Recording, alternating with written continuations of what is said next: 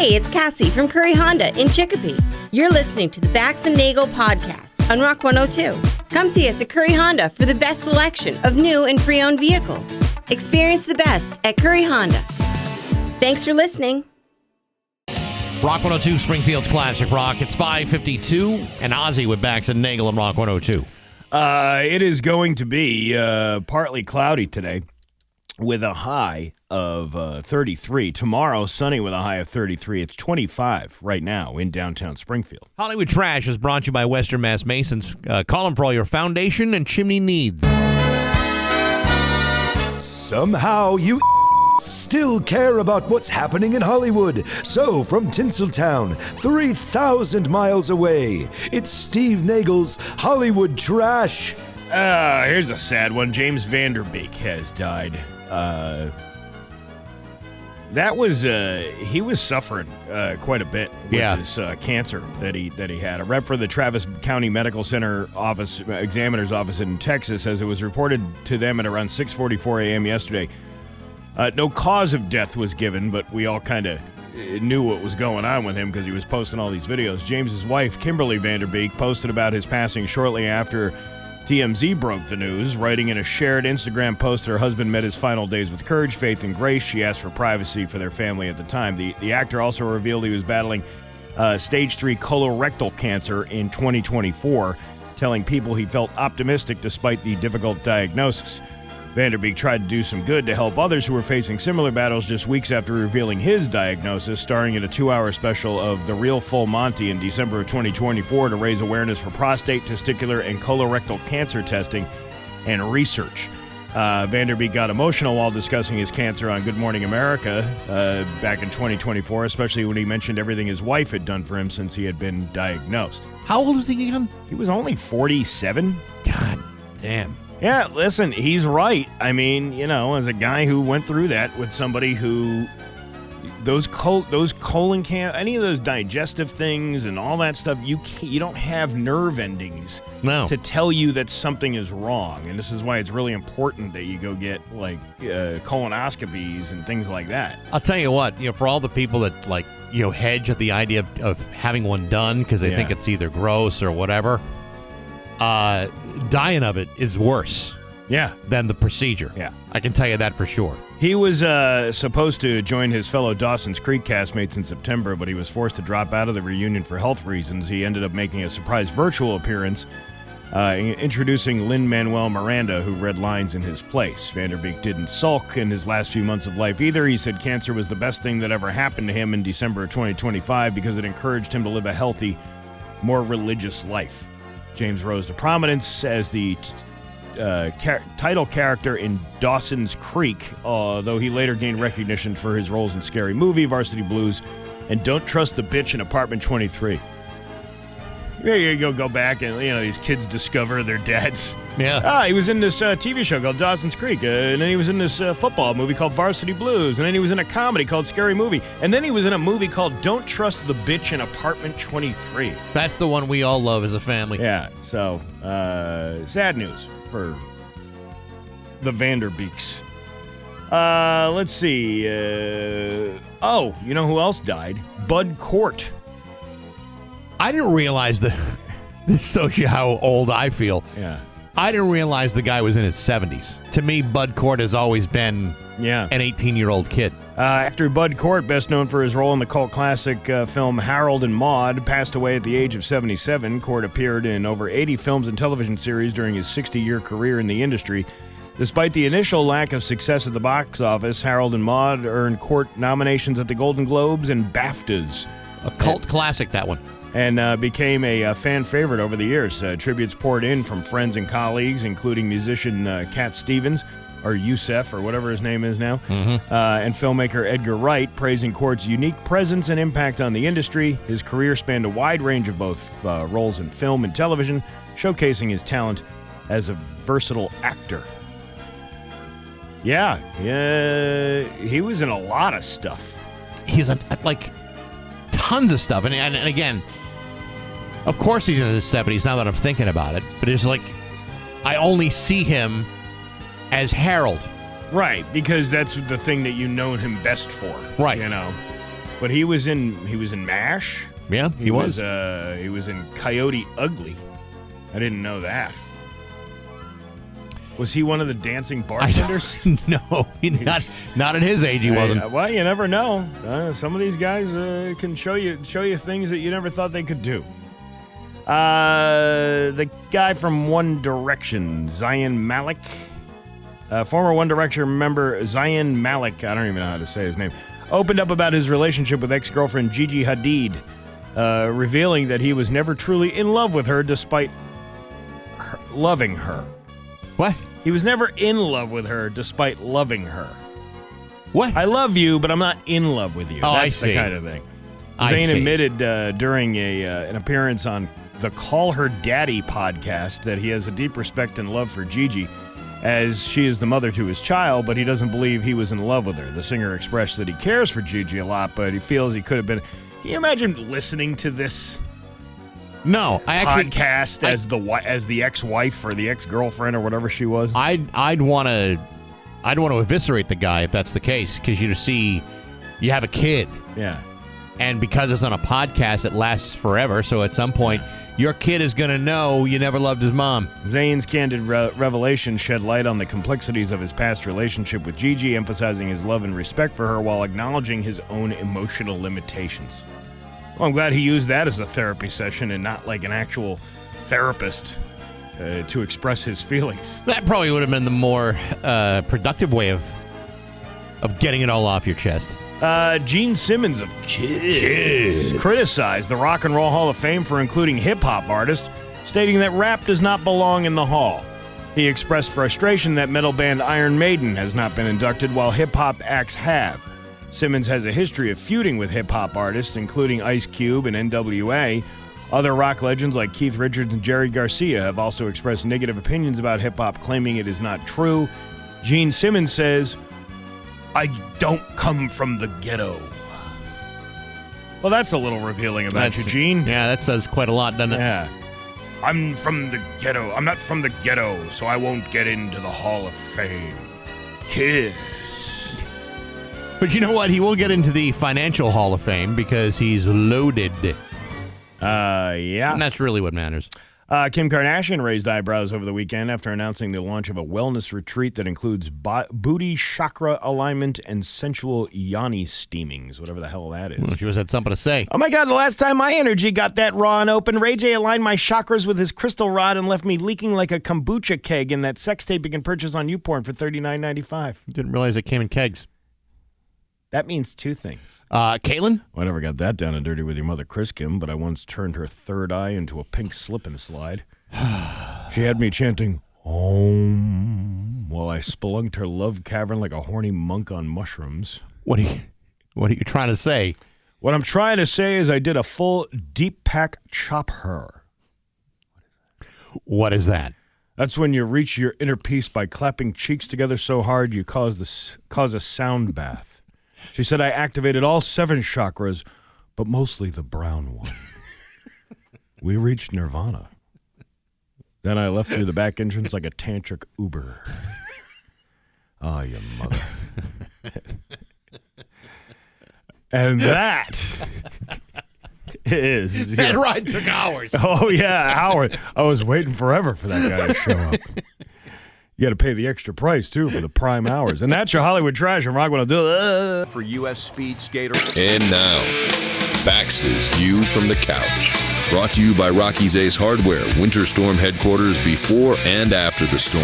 Hey, good morning, sports fans. How the heck are you?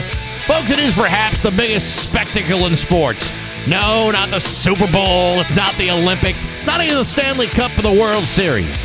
It's the NBA All-Star Weekend, and it all begins today. Now, before you say something stupid like, "Hey, Baxy, today's only Thursday," keep your pants on and I'll explain. You see, the NBA All-Star activities officially begin today with a host of thrilling activities that will have you wondering, how come I'm missing all the fun? And it all starts with this. The PlayStation NBA Creator Cup Challenge, where creators and gamers go head-to-head in a dynamic, fully engaging video game smackdown, available on YouTube and on the NBA app. Then it's off to tomorrow night's Ruffles NBA All-Star Celebrity Game between a cavalcade of stars that I've never heard of except from that guy from Key and Peele. Then, later that night, it's the Rising Stars G1 and G2 games, followed by the Castrol Rising Stars Championship. Then, you have the HBCU Classic between two college basketball powerhouses, Hampton University and North Carolina A&T. And it doesn't stop there, because on Saturday, you got the State Farm three-point contest, the AT&T Slam Dunk contest, 2 or 3 press conferences surrounded by a full day of media activities. And when they finally get around to it, they'll have the 4-game All-Star matchup between the NBA stars versus the world. A couple of consolation games between the winners and losers of the G1 Classic, followed by the All-Star Classic. Honestly, there's so much crummy basketball to watch over the next 4 days, I'm not sure I'll have the energy to get to it all. All I can tell you is I promise to give at least 3 or 4 minutes of my time, and that's cumulatively over the course of 4 days. Why? Because I love it. But hey, enough of my yapping. Sports brought to you by Rocky's Ace Hardware. You know, Elliot's been with Rocky's for like 10 years. Now the store manager at Island Pond Rockies. The dude has worked his way up to the top, the tippity top of that store. Congratulations, Elliot. Good people, rock solid service at every Rocky's Ace Hardware. I'm Bax. That's my view from the couch. Rock 102. Rock 102, Springfield's Classic Rock at 6:15 and Quiet Riot with Bax and Nagle and Rock 102. It's going to be a mix of sun and clouds with a high of 33. Tomorrow, 33 for a high and sunny. It's 25 right now in downtown Springfield. You remember was it yesterday or maybe the day before? No. We were talking about a Mass Live story where they were listing off all the great candy shops Yeah. in the area Yeah. without mentioning a single one here that was in Western Mass. Right. Well, they were in Western Mass, but it was like they're totally overlooked like 20 different chocolate shops in the area. Yeah, well, remember I said, well, what about Maureen's Sweet Shop here in East Long Meadow, right by the Rotary? Right. Look what showed up yesterday for us. Oh, hey! A big package of delicious chocolatey confections from Maureen? You guys rock. Happy Valentine's Day. Your friends at Maureen's Sweet Shop. Get a load of this. Okay, we got some cookies, some brownies, some look at chocolatey that. things. Huh? We're going to be chowing down today. You want some chocolates? Yeah, I'd like some. Yeah, I'll save the note. That's a nice package. Did you take a video of it before you did it? I mean, I did take a video of it. All right. But I'll just take a picture, just for... Did you do a video? I did a video. I'll post But that as long as later. you did the video. That's fine. that's what the company cares about. All right, there we go. No, it's actually the video is a thank you to the people who brought that sweet treat over. Well, from Maureen. I didn't do a video exclusively about this. It was part of a previous. Should have. Well, I should have, but I mean, they get their mention, and frankly, probably more valuable to talk about on the radio show than talking about a video that only 100 people are going to see. Probably. How do you know? It could be one of the viral videos. Maureen's Sweet Shop. You put them on a map. Oh, damn! Look at all of this. Oh, look at that. What do we Man, got? it's got it looks like chocolates. Mm-hmm. It's got like things that are dipped in chocolates. Things with like little mini M&Ms on it. Truffles. Mini M&Ms. Oh yeah. What? Yeah.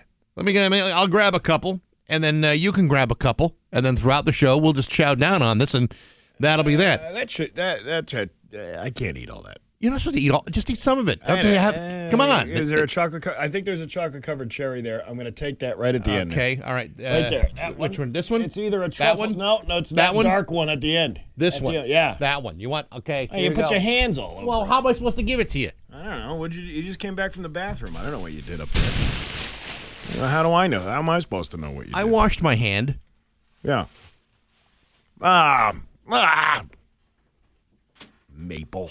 Oh, yeah, let's try another one. You want to try another one? All right. Okay. Well, maple's not. Listen. Some people love maple. Yeah.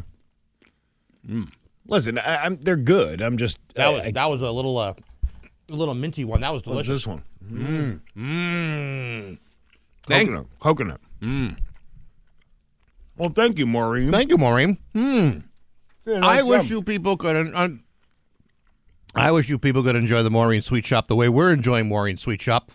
More importantly, I hope that Mass Live is listening so they know there's actually chocolate shops in Western Massachusetts that people can go to for Valentine's Day. All right. Very good. Maureen Sweet Shop. Yeah, right there in the Rotary. Oh, is that where it is? Mm-hmm. Can't miss it. All right. Yeah, there was a whole article she was in about the rise due to cocoa shortage. I remember that. Yeah. That was those were lean days. Well, good. That was very nice of her to do that. Very, very nice. Yeah. Steve and I appreciate that greatly. Mm-hmm. It's always nice when somebody goes out of their way for the likes of us.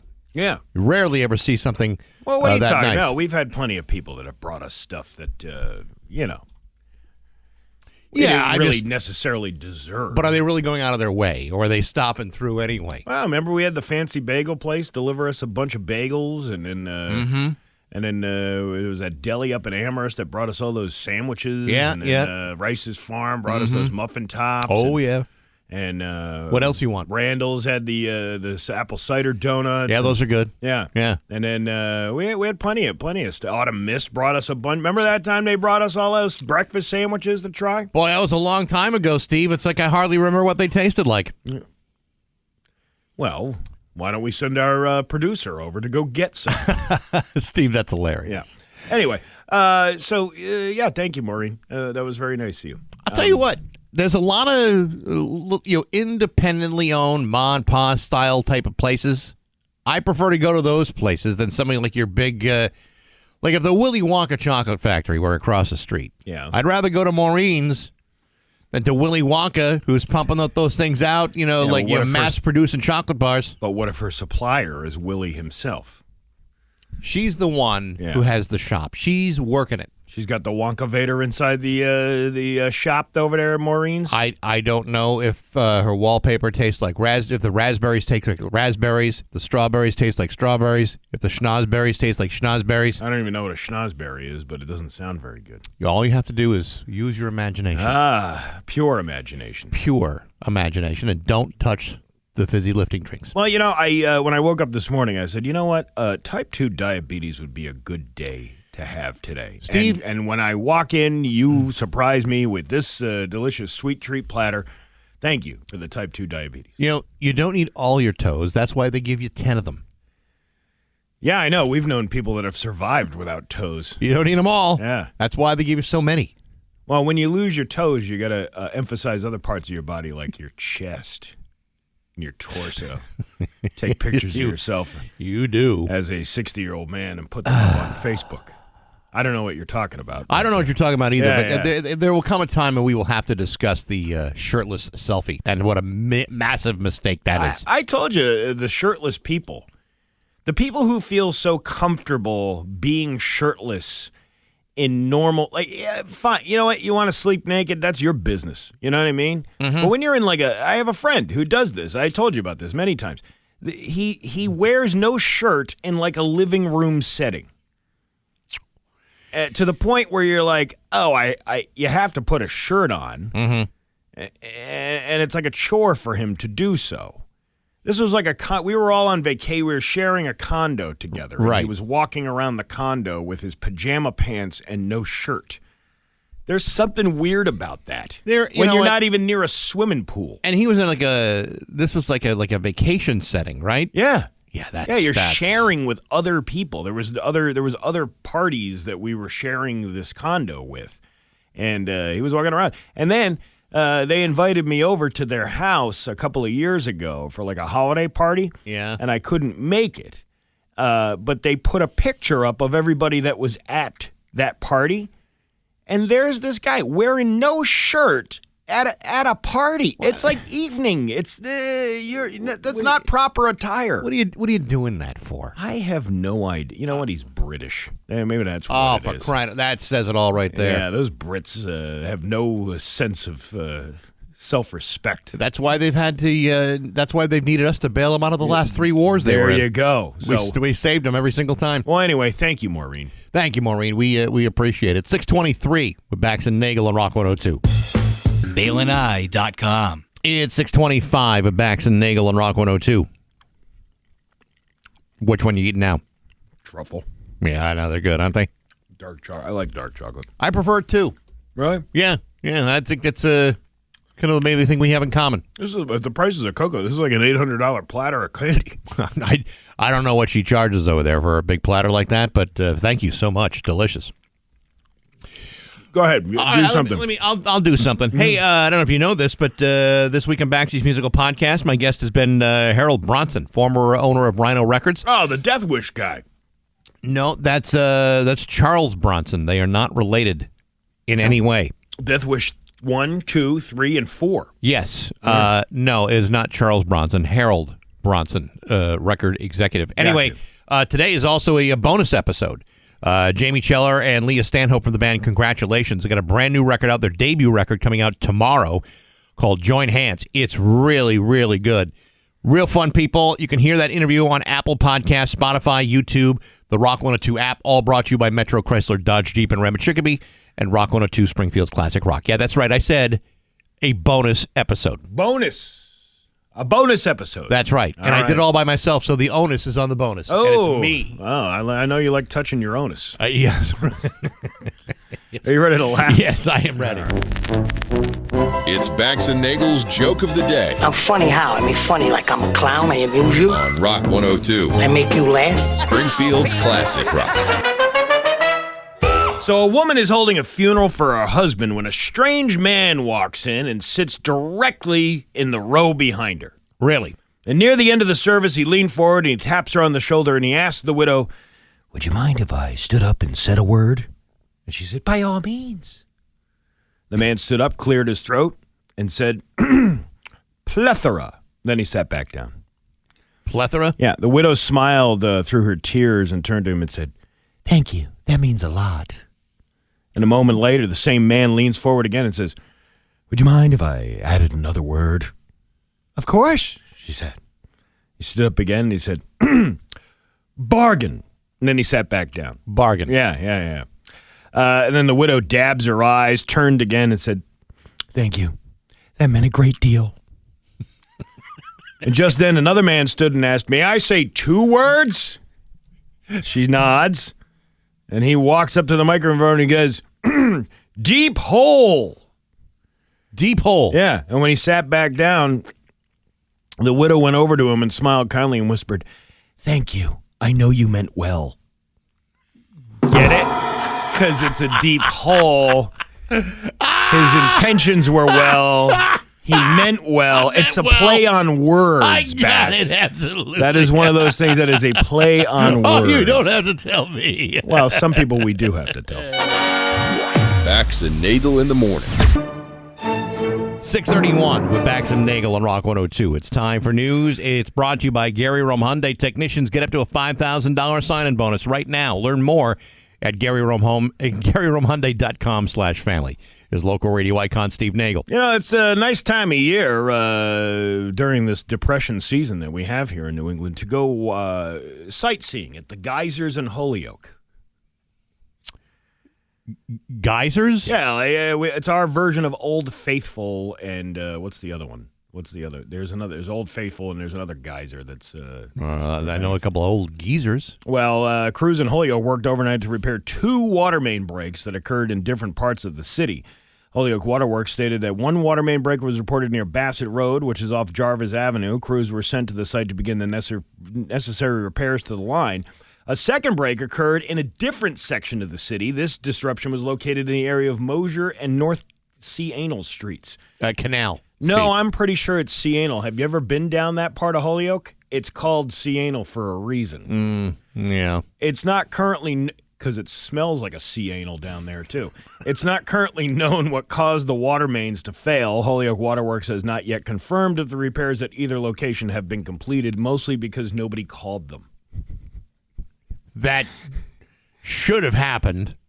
Because apparently they're going to update this story as soon as they get more information. Really? Yeah. Do you think Ted Kaczynski over there is making calls this morning to the Holyoke Waterworks? I doubt it. Hey, do you think I could come over and get a picture of the geyser? I'm very thirsty. Can I bring a glass? Can I bring a cup? Can I get some sippy cup? Yeah, can I get a sippy cup so it doesn't spill all over the car?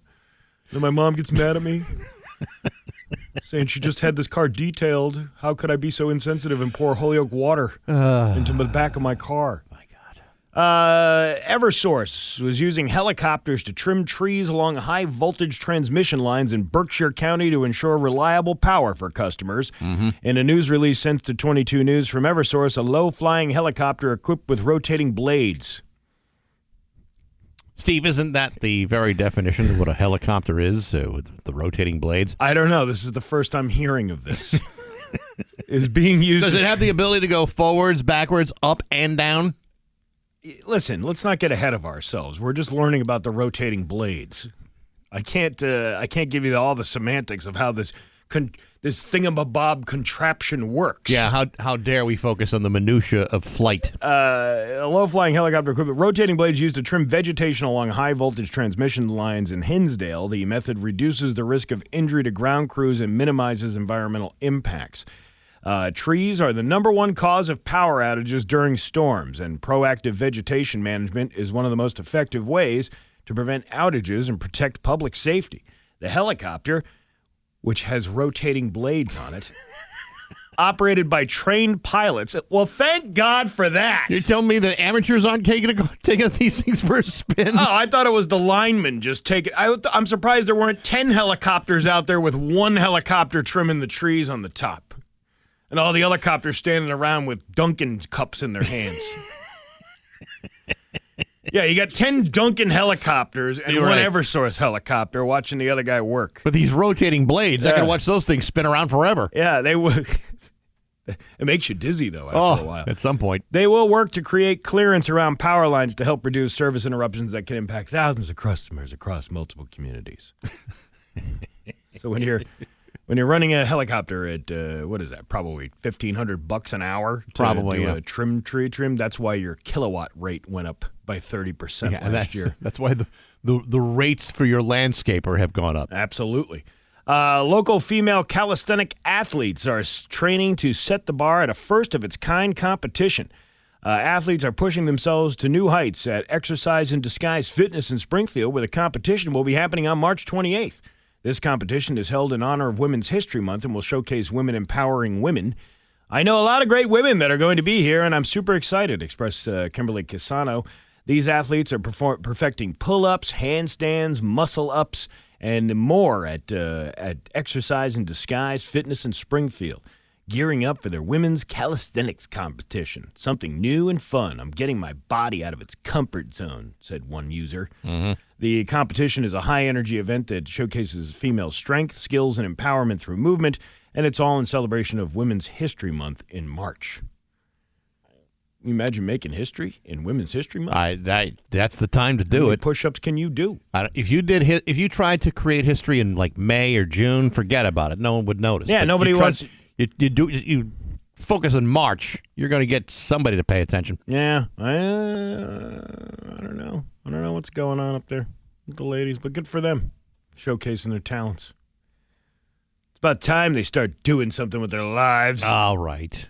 Police are investigating after an altercation on Wednesday at Northampton High School. Superintendent Portia Bonner told police said that police were called for a disturbance on campus. She said an individual had entered the building for a scheduled appointment. At some point, there was an altercation between that person and a student. The situation was quickly contained, and there were no safety concerns. Police continue to investigate the incident and are not releasing any further details. Damn. Okay. What's going on up in Northampton? I don't know, but someone's causing some problems. The Enfield Square Mall has been temporarily shut down since last week while crews worked to repair. Western Mass News was getting answers on how business owners in the mall are handling the situation from outside the locked doors. Was it like 2 tenants in there?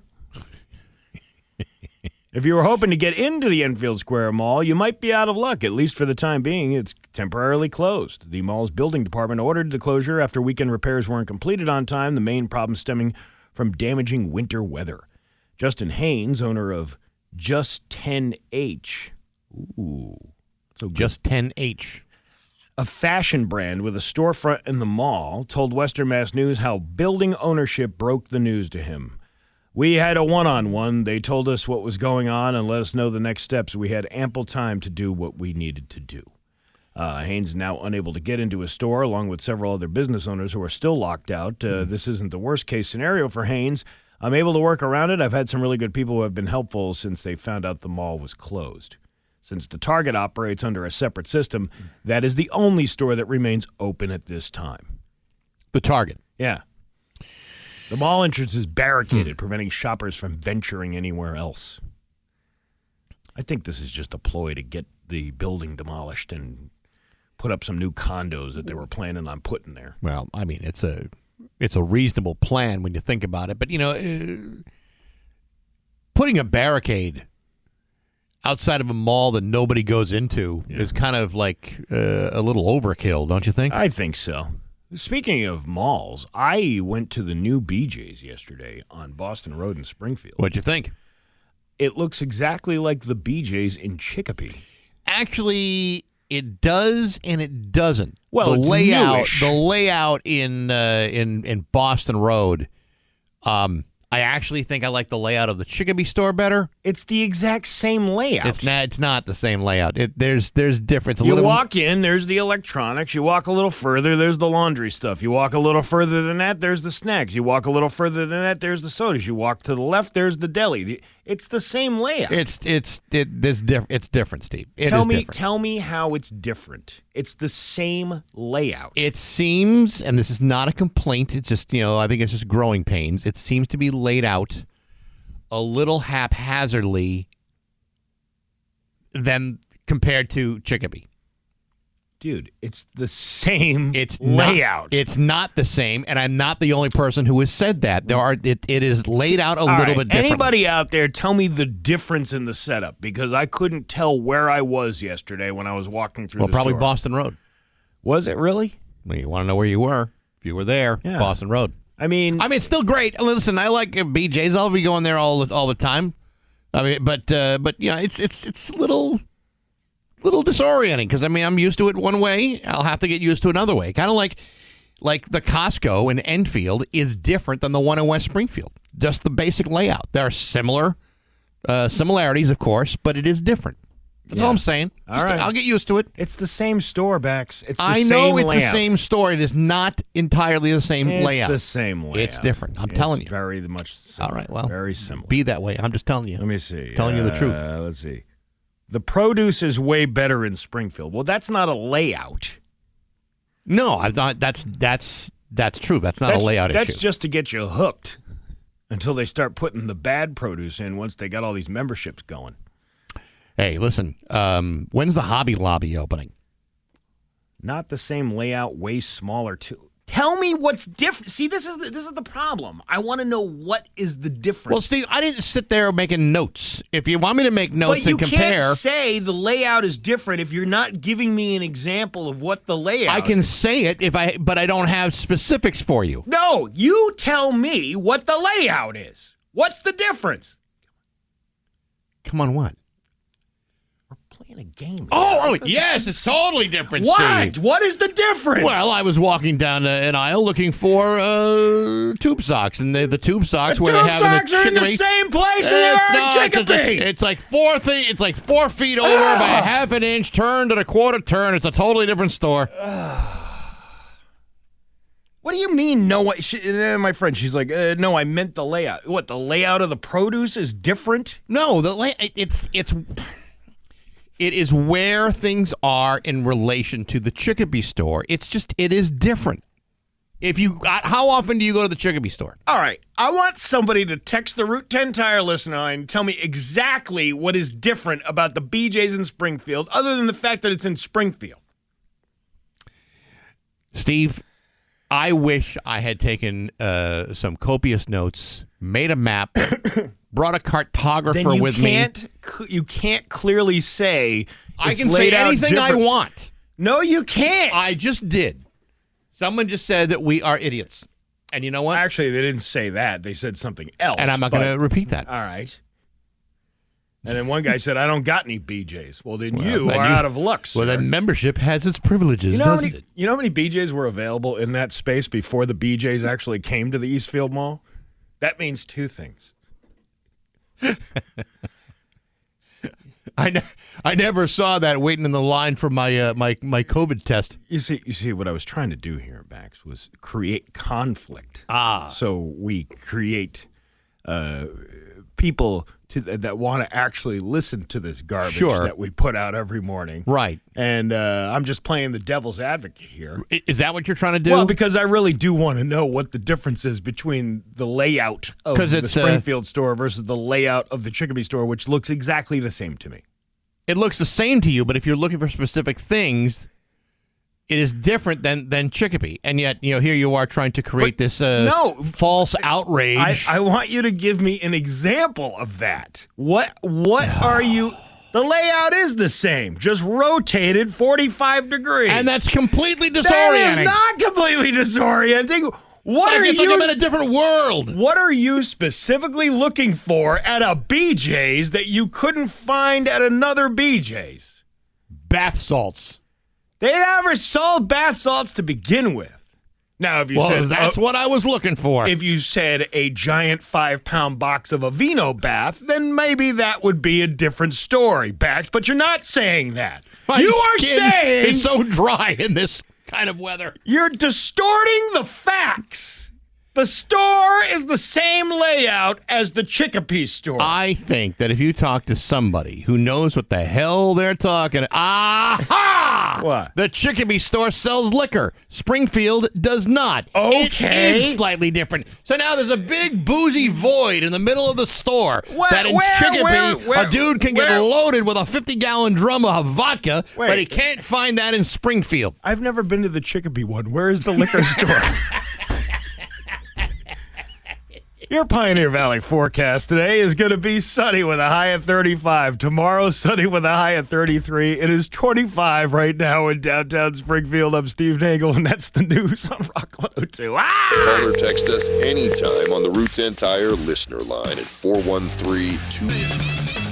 Rock 102, Springfield's Classic Rock. It's 6:50 and Jimi Hendrix of Bax and Nagle at Rock 102. It's going to be a mix of sun and clouds today with a high of 33. It's 25 right now in downtown Springfield. Join Pat Kelly and the road crew at the Springfield RV Camping and Outdoor Show at the Big E tomorrow from 2 to 4. Whether you're looking for your next RV, a new RV, shopping for camping accessories, or even looking for new campgrounds or other outdoor activities, the show's got something for everybody, and Pat will be out there with the road crew for your chance to win some pretty cool prizes. That's tomorrow, 2 to 4 at the Springfield RV Camping and Outdoor Show at the Eastern States Exposition Grounds with Pat from Rock 102, Springfield's Classic Rock.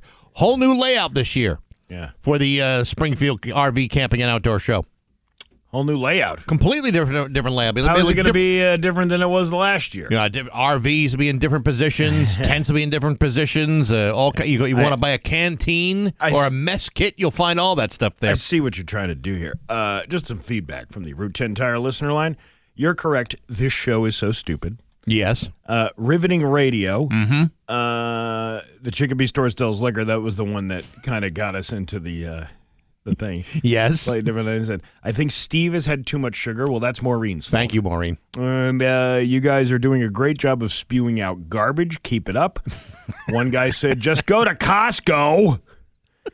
And then the other guy is educating me on this. Wait, which one? Which Costco? Enfield or West Springfield? Because they're laid out totally different. Well, wasn't West Springfield closed last week, so then everybody had to go to the Enfield one? Were they really? I think it was closed for like a day or something. Something happened. I have no idea. Then another guy is educating me on the spinning blade. All right, we'll talk about that in a second. But this one, you said anal. Because this guy said, you just did a radio version of a Facebook argument thread / post. Excellent. And I said, great analogy. And then I corrected it and said, anal OG. And he went, you said anal. Yeah, that's great. Yeah. The funny thing is, I'm sitting here across from you. And I'm like, come on, let's get into this argument. And you're like, what do you mean, come on?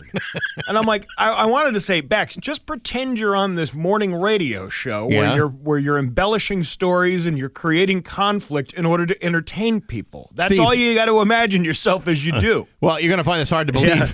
My first 27 years here, that's exactly what happened. Well, hey, that's not my fault. I didn't do that. But anyway, but you know, it's like, come on, yeah, get on board of the entertainment aspect of the show. I'm having PTSD flashbacks. Oh God! And it's all right. So let's go back to the spinning blades thing. 'Cause yes, this guy, you know, I hate when people do this. Just do your research. Okay. Well, wait, you know, you should Google helicopters trimming trees before you repeat that story. And I just said, why don't you just tell me? Instead, because I don't know what you're talking about or what I'm looking for. Okay. And this guy sends me a YouTube video, which is impressive. It's a helicopter with this giant chainsaw attached to a string, and it's cutting all the trees down. So he's talking about the spinning blades on the saw, not the spinning blades of the helicopter. Okay. Now that makes that's a totally different situation. They should have said that. I can't stand people who are just like, go Google it.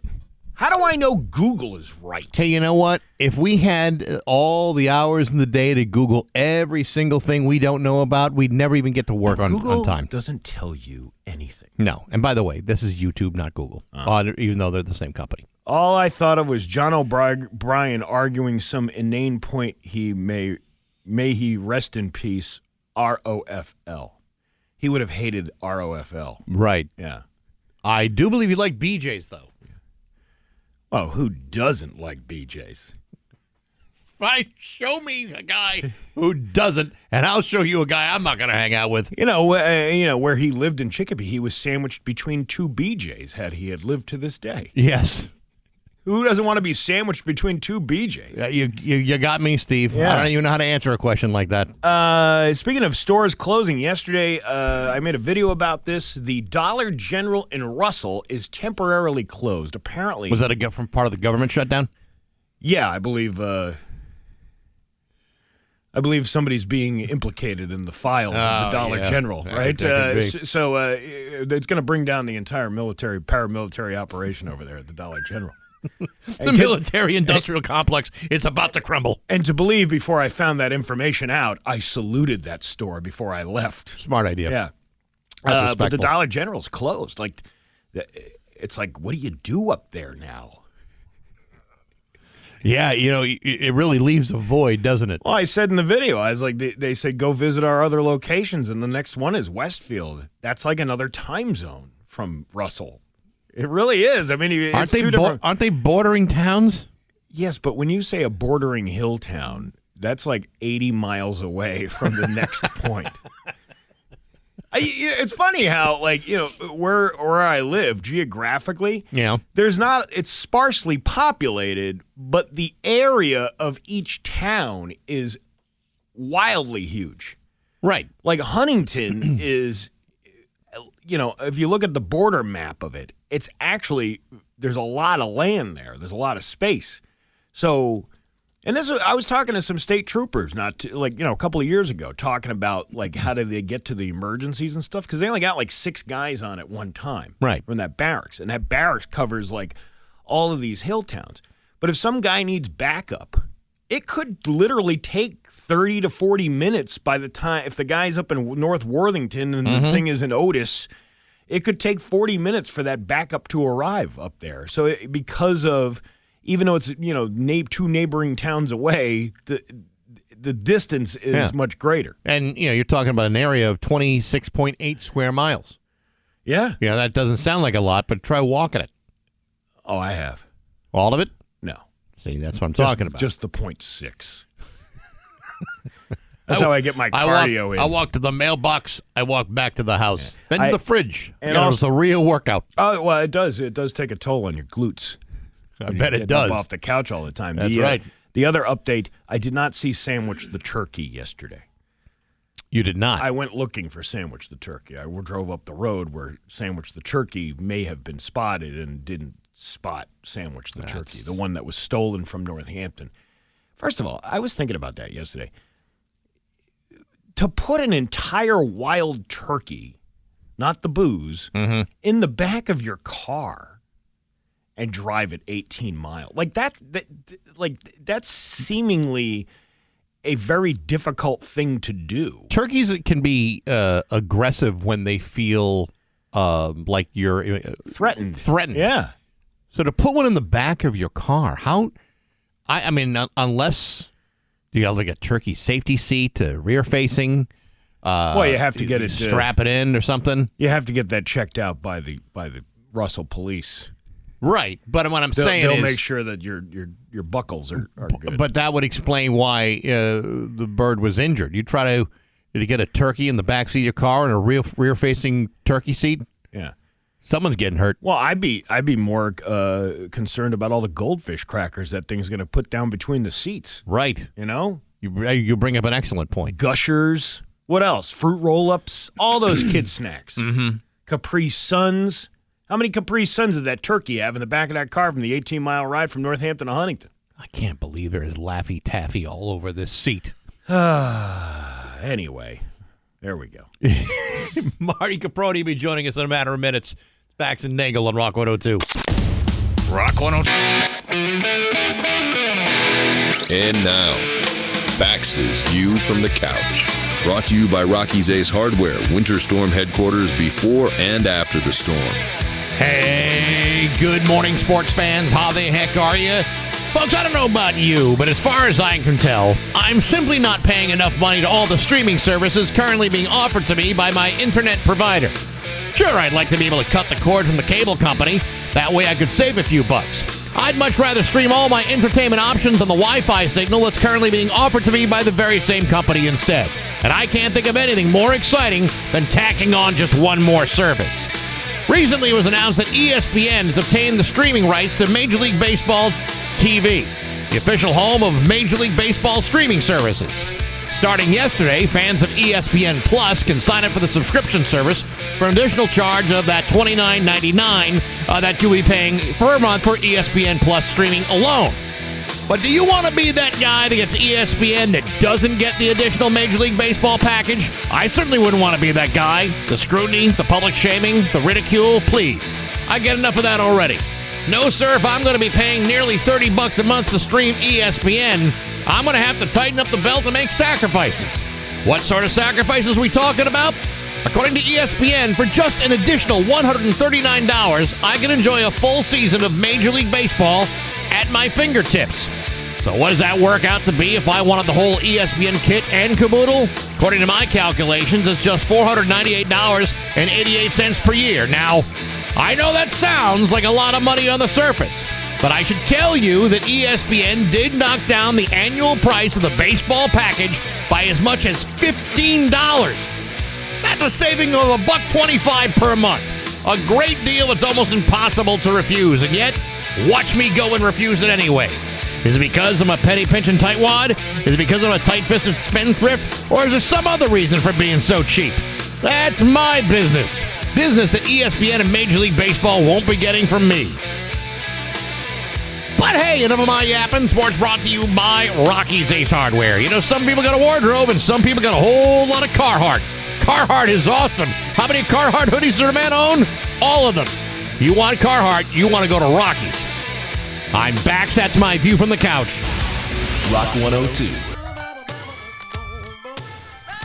Rock 102, Springfield's Classic Rock. It's 7:12 in Aerosmith with Bax and Nagle on Rock 102. You know, this comedy thing is really working out for me so well that I've allowed Tom Cotter to be part of my show at Comics Roadhouse at Mohegan Sun next week. And he's on the phone with us right now to talk about what a great honor that is. It's comedian Tom Cotter. Good morning, Tom. How are you? Good morning, gentlemen. How are you? Are you ready for the big time? Do you have enough material? I know. Well, you know me. I'm a constant writer.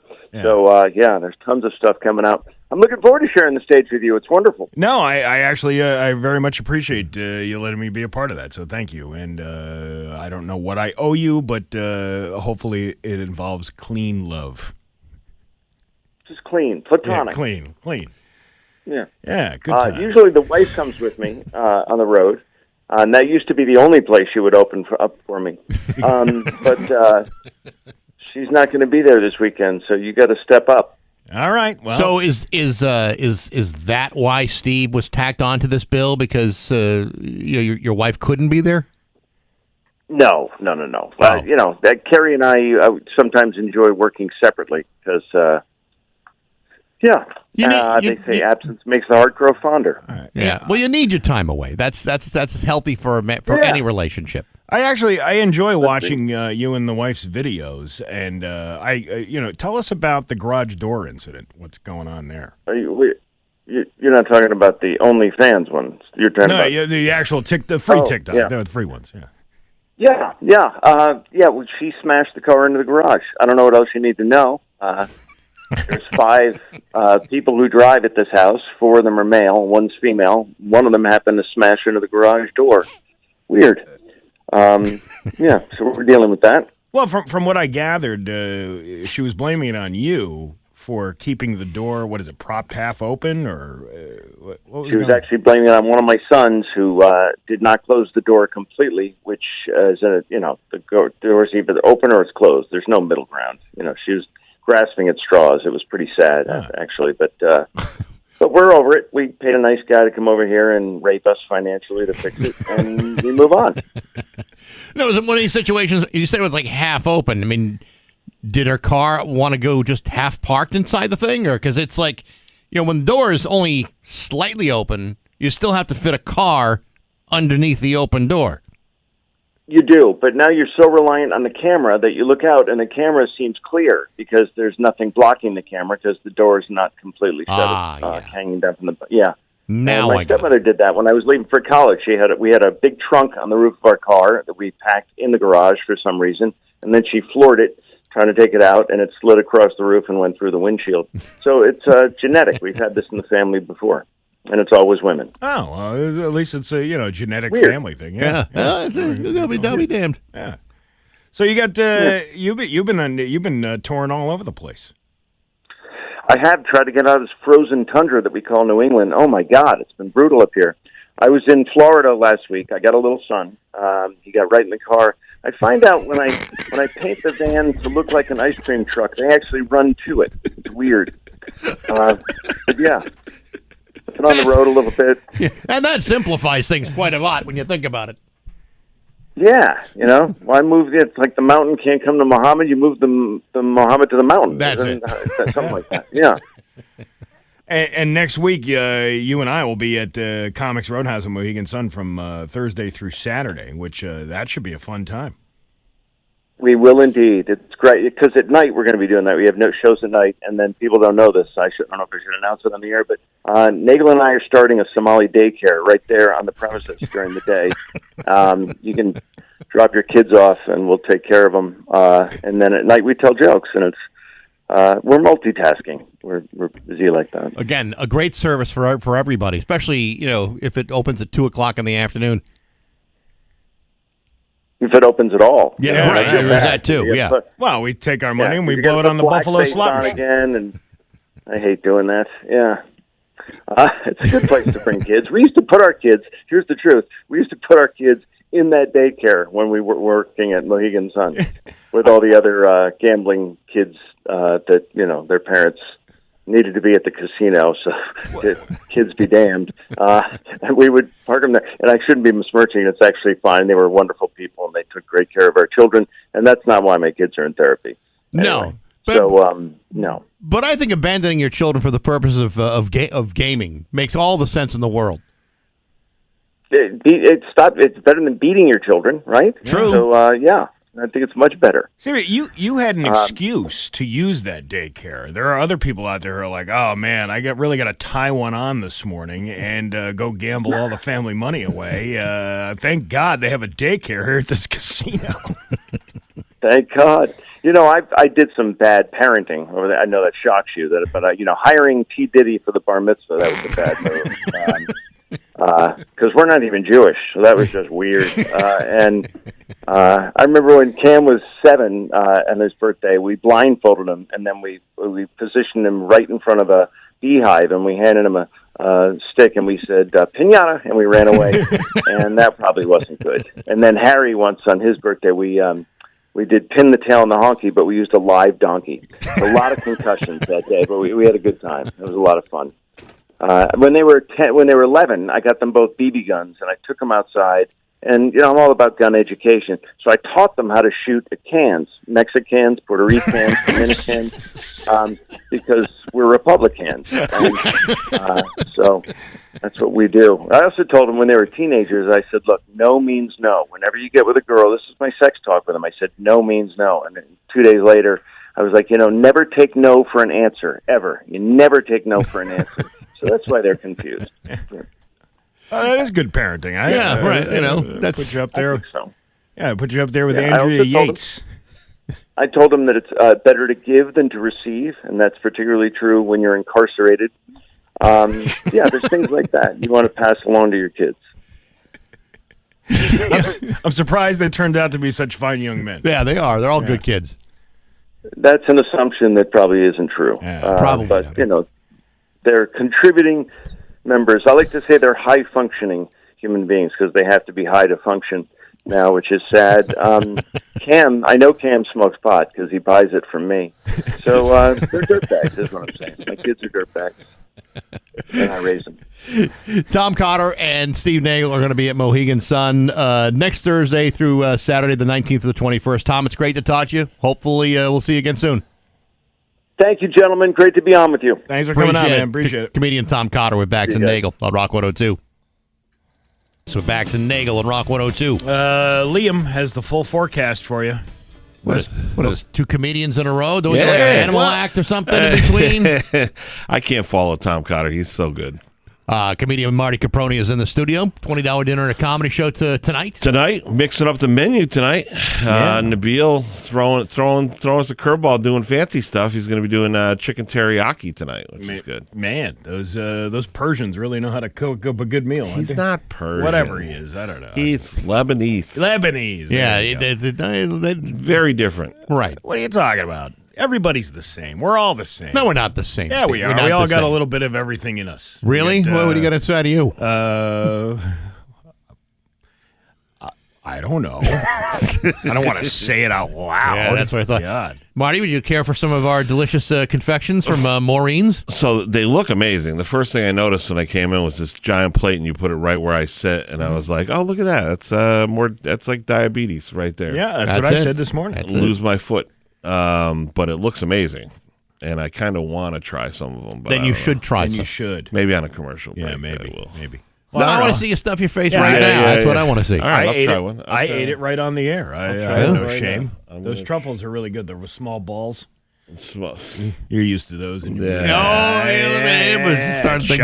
problems. I'm Italian. What are you talking about? You get a non-Perel there? Is that what you're going to get? What's this little thing right here? That's a non-Perel.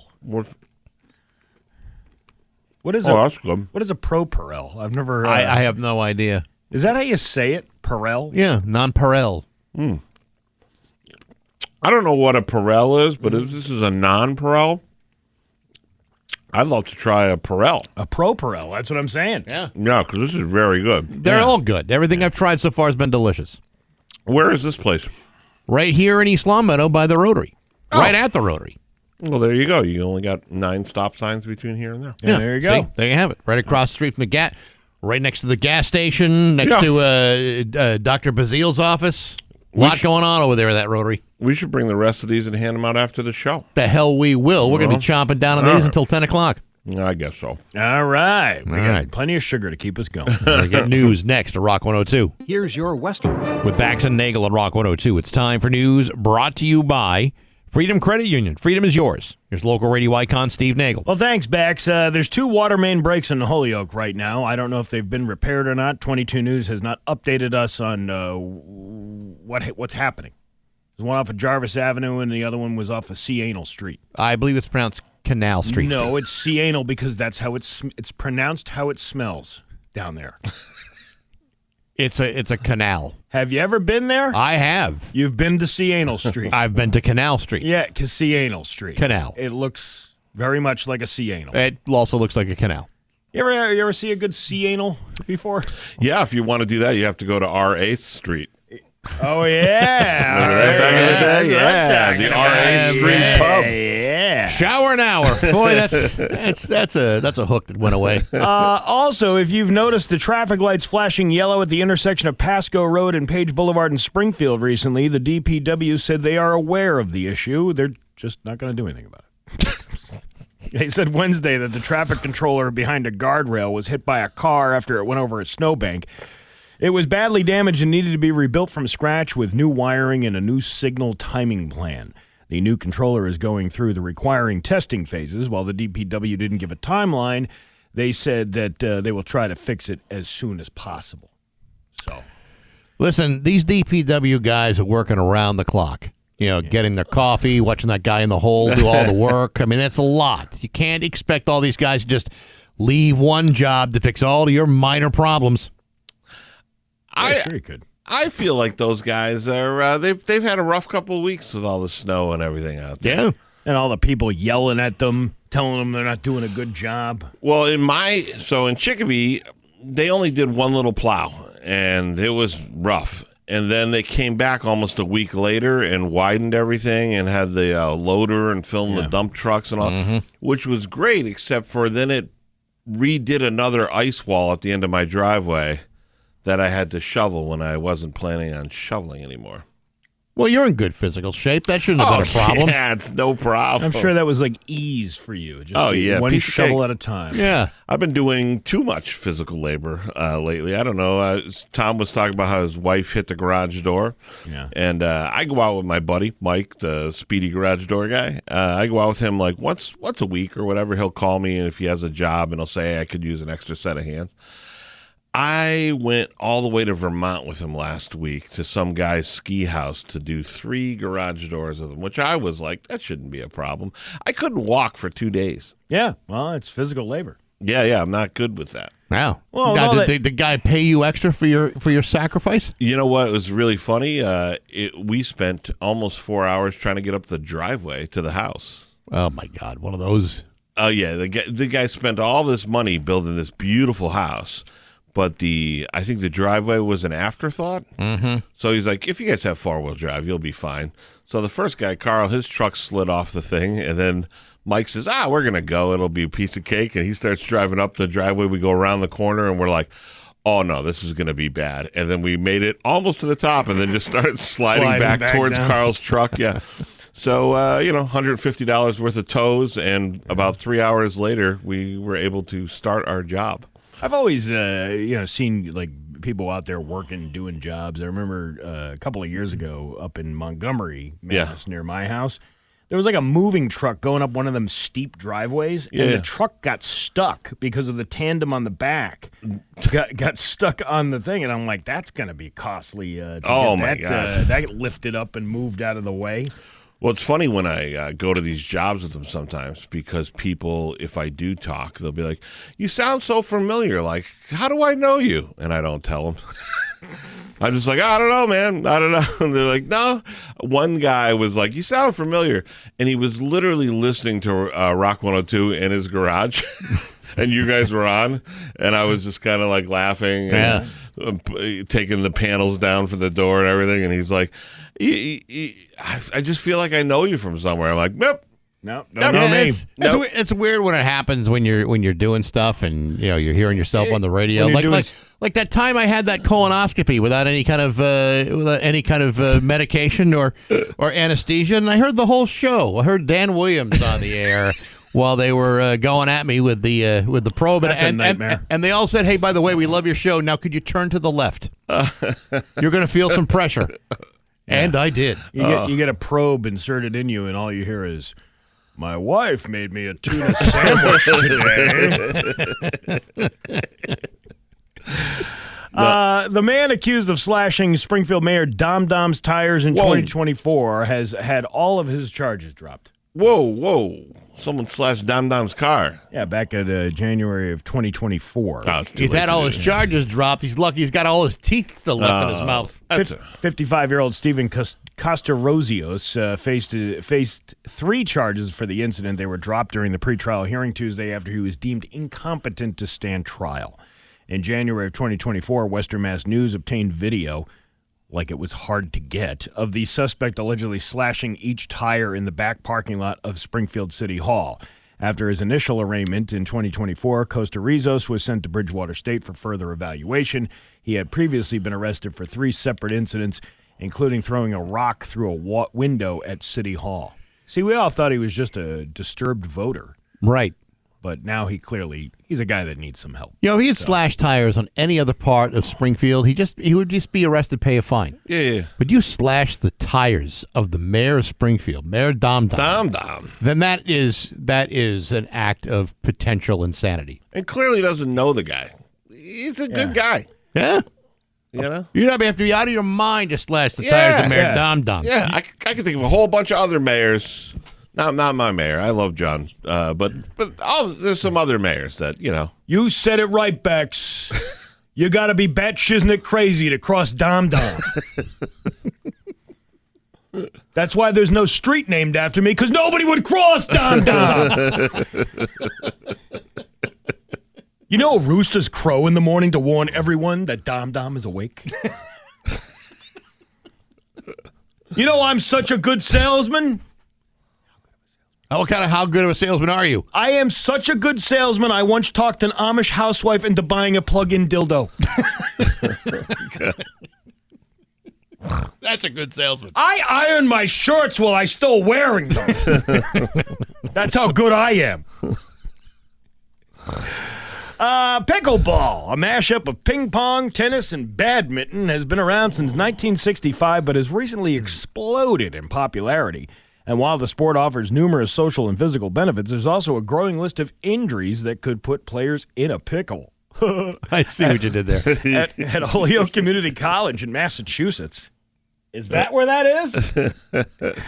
Sharon Grundle manages health care. Stop it. I'm not kidding. Stop. Okay. They named their kid Sharon? Yeah. Isn't that horrible? Sharon Grundle manages healthcare during our training programs and enjoys playing pickleball. But Grundle admits the fun on the court can come with risks. That means 2 things. I was hit in the eye with a pickleball at close range, Grundle said. You don't want to strain your Grundle. Barbara Johnson plays with Grundle. Oh, Barbara Johnson? You want to keep your Johnson away from the Grundle. Yeah, but how are you going to get a good matchup if you don't have the Johnson and the Grundle going together at it? Do they play on opposite teams or are they on the same team? Says she has experienced the joy of winning and witnessed the agony of injury.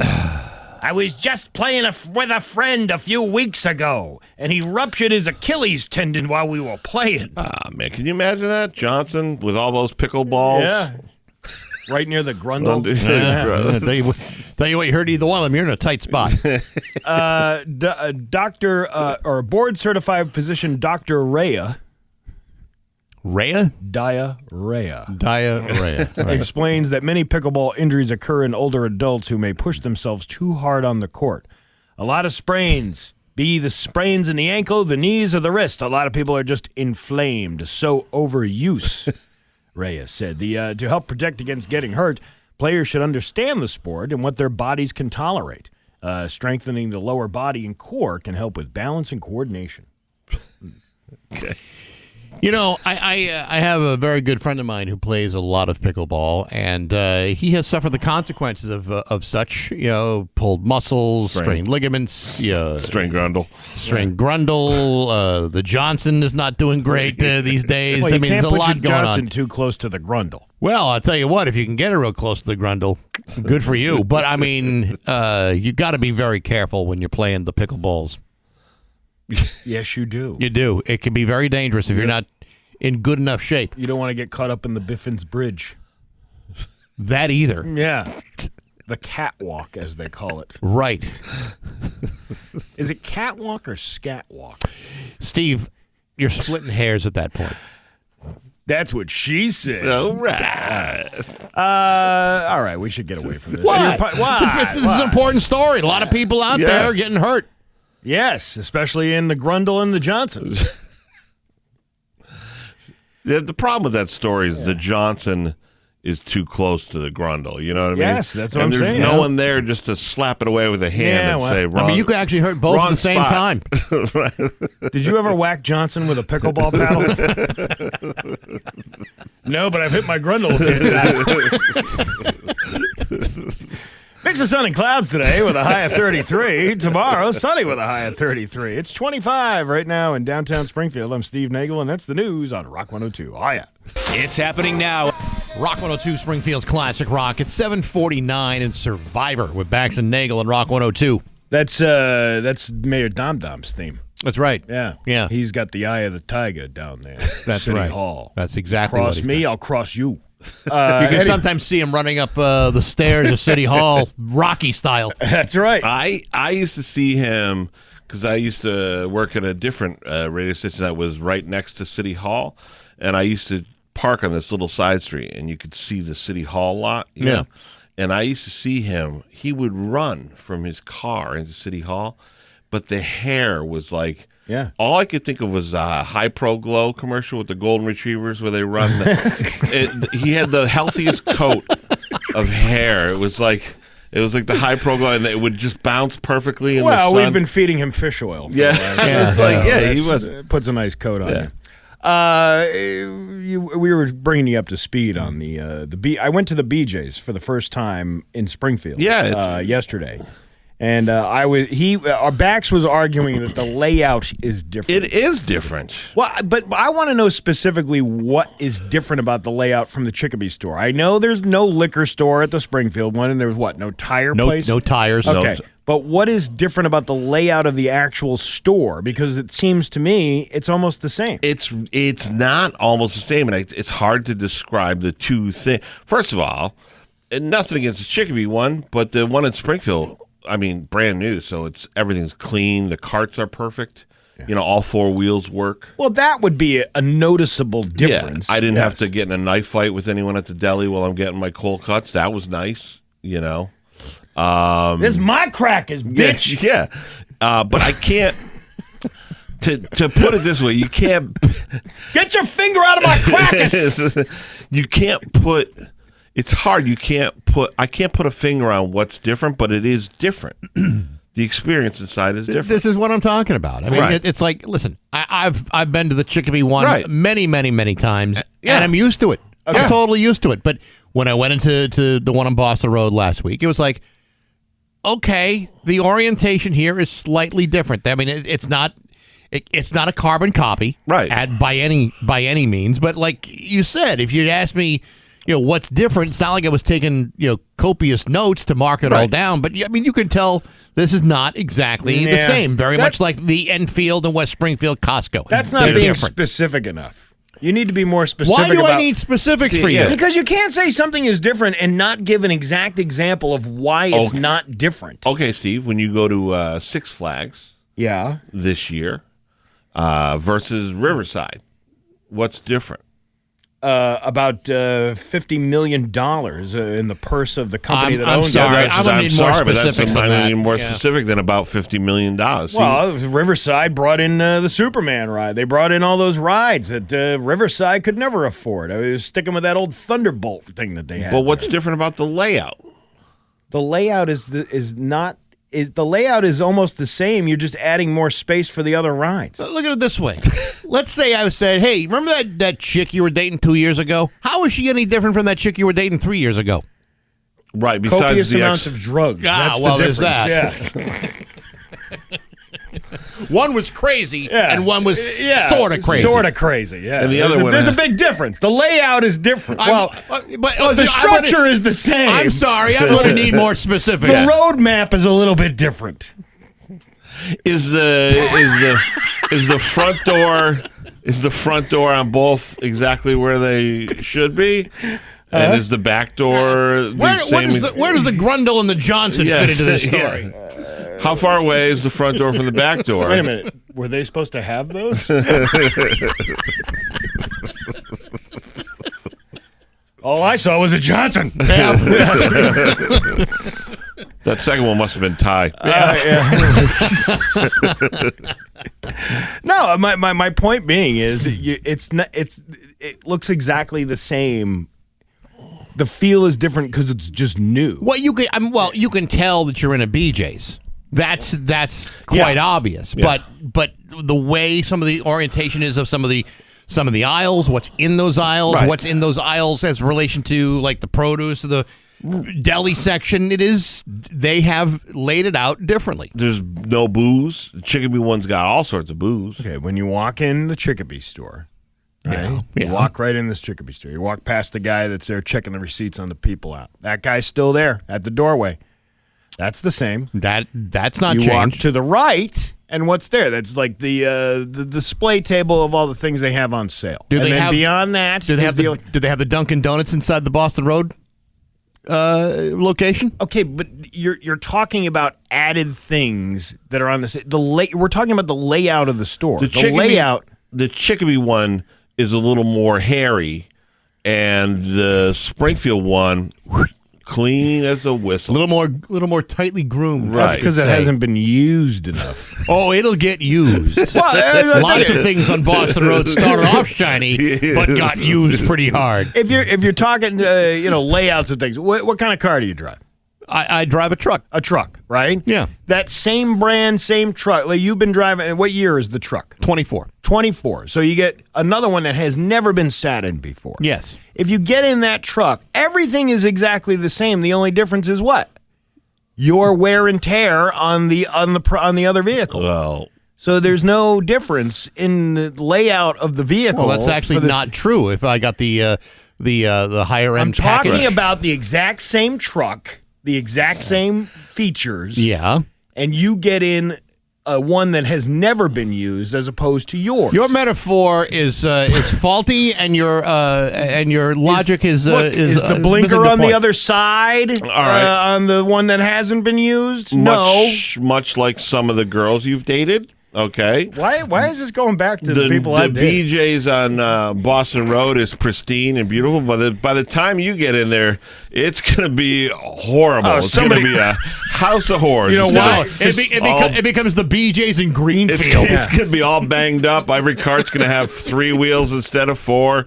You know. Which, by the way, the BJ's in Greenfield and the BJ's in Pissfield are the exact same layout. No, they're not. Yes, they are. They're the No, exact they're same not. layout. They Yes, are. they They're are. not. No, No, they're they're It's not the all the same thing. I know that for a fact. I've been to the one in Pittsfield.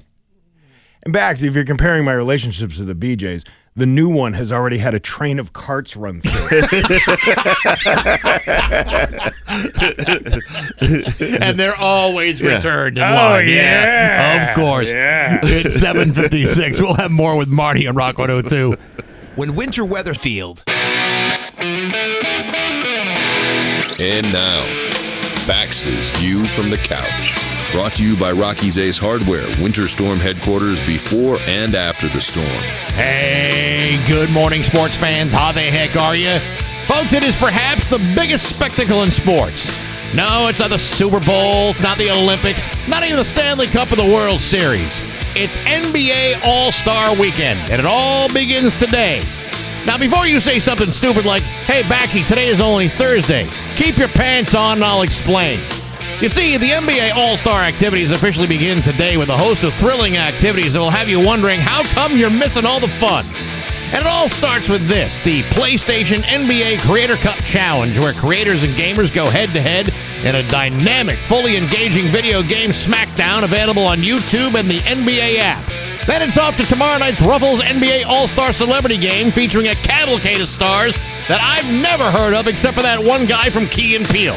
Then later that night, it's the Rising Stars G1 and G2 game, followed by the Castrol Rising Stars Championship. Then you have the HBCU Classic between two college basketball powerhouses, Hampton University and North Carolina A&T. But it doesn't stop there. On Saturday, you have the State Farm three-point contest, the AT&T Slam Dunk competition, and 2 or 3 press conferences surrounded by a full day of media activities. And when they finally get around to it, then you'll have the 4-game All-Star matchup between the NBA stars versus the world. A couple of consolation games between the winners and losers of the G1 Classics, followed by the All-Star Classic. Honestly, there's so much crummy basketball to watch the next 4 days, I'm not sure I'll have the energy to get to it all.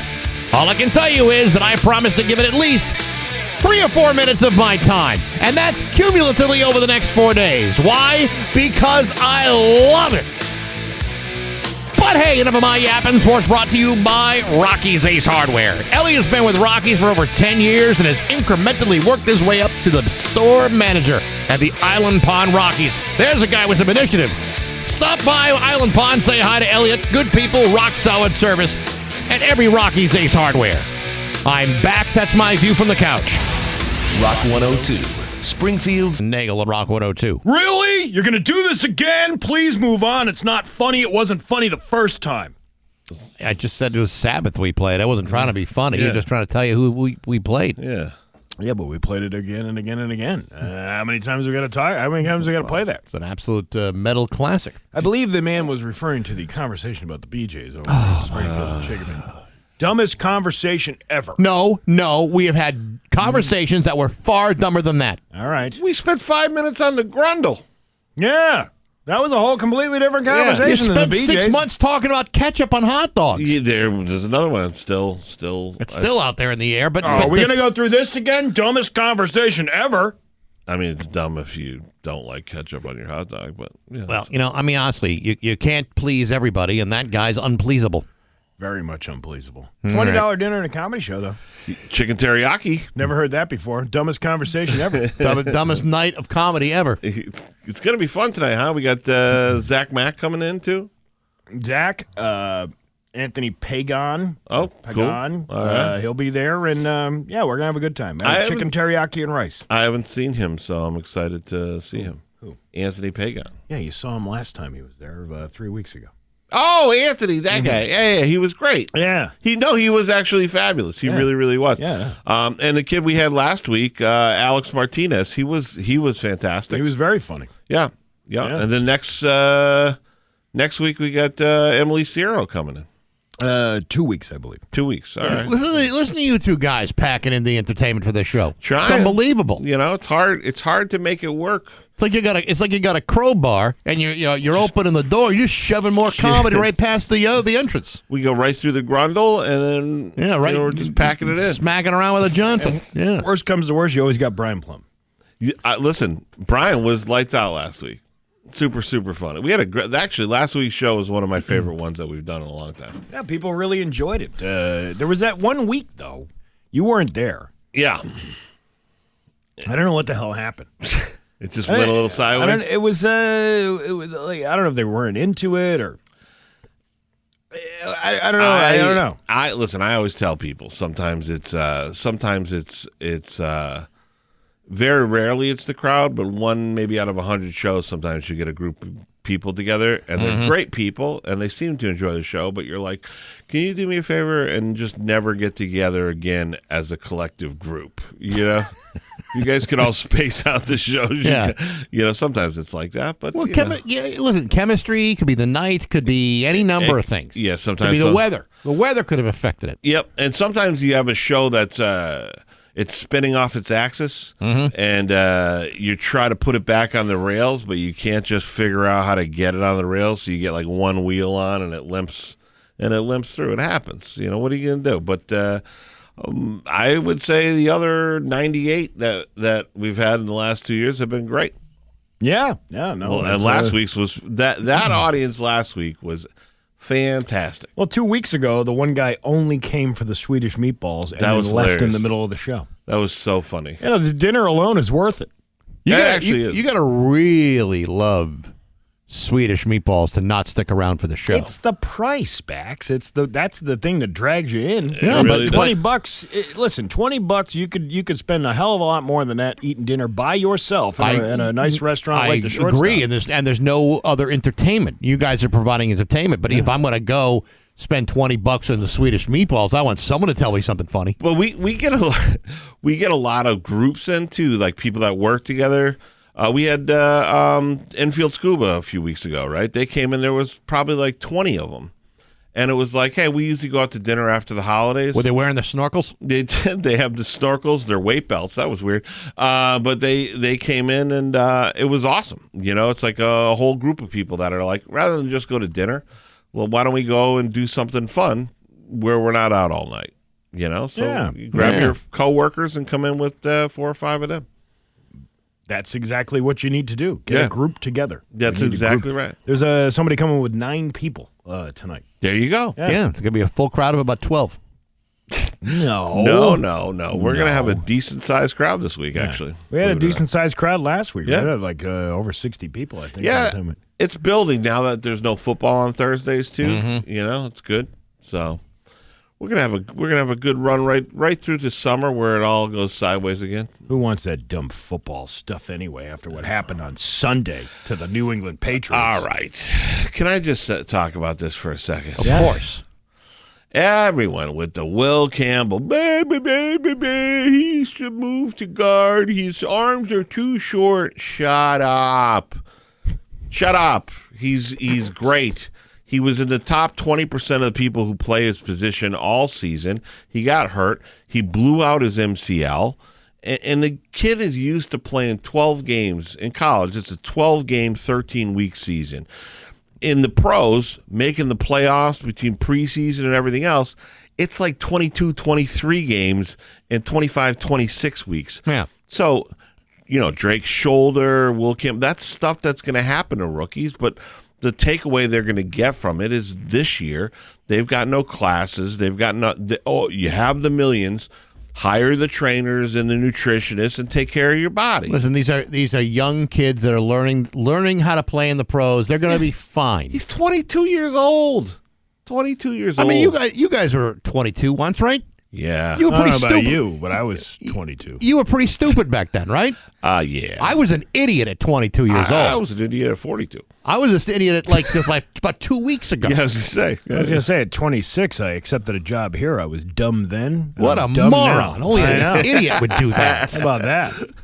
I signed a contract in 1995. One of the dumbest things I ever did. And now you're going to say, oh, Will Campbell sucks. Well, you should have heard me in my first show. Right. That was horrifying. Yeah, well, lackluster game, though. I mean, it wasn't... Actually, yes. It was it,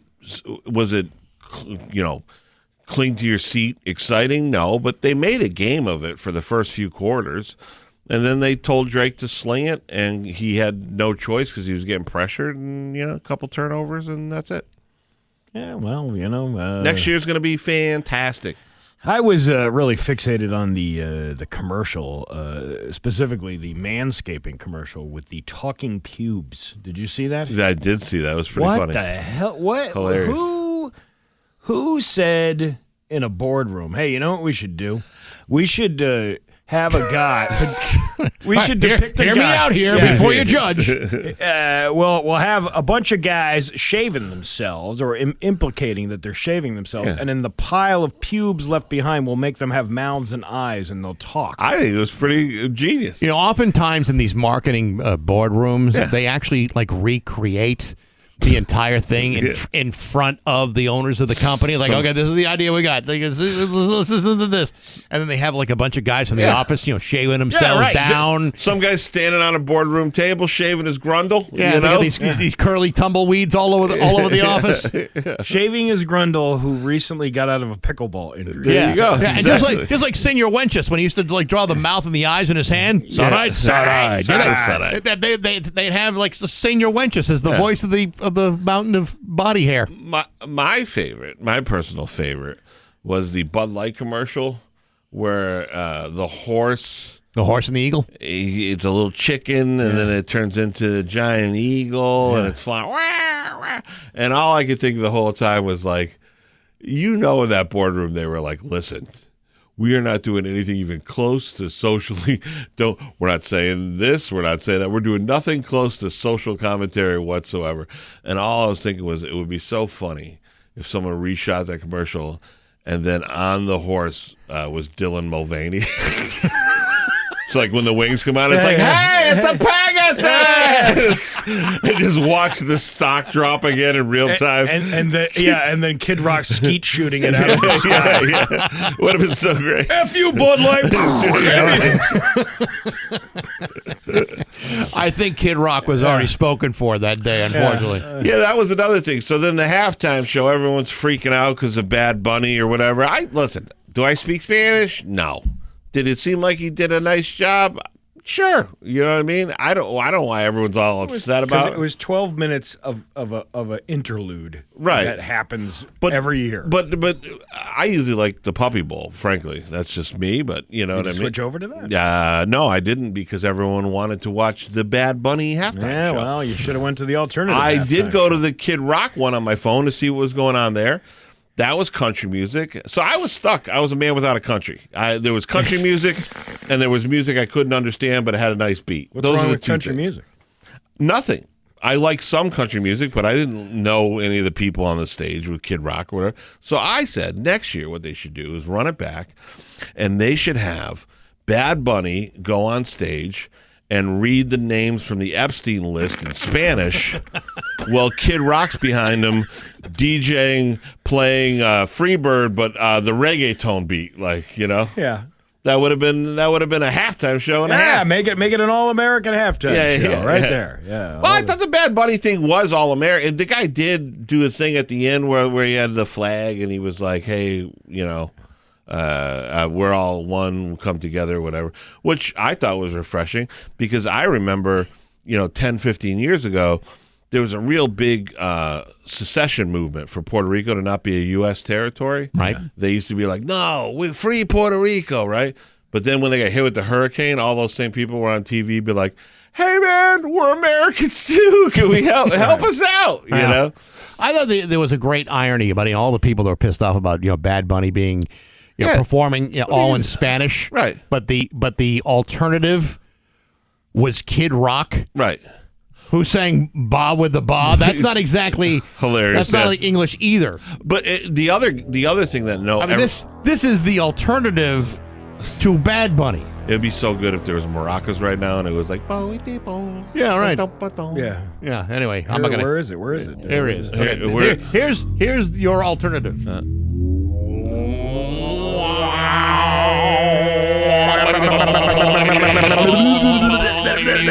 Hand me a Bud Light. I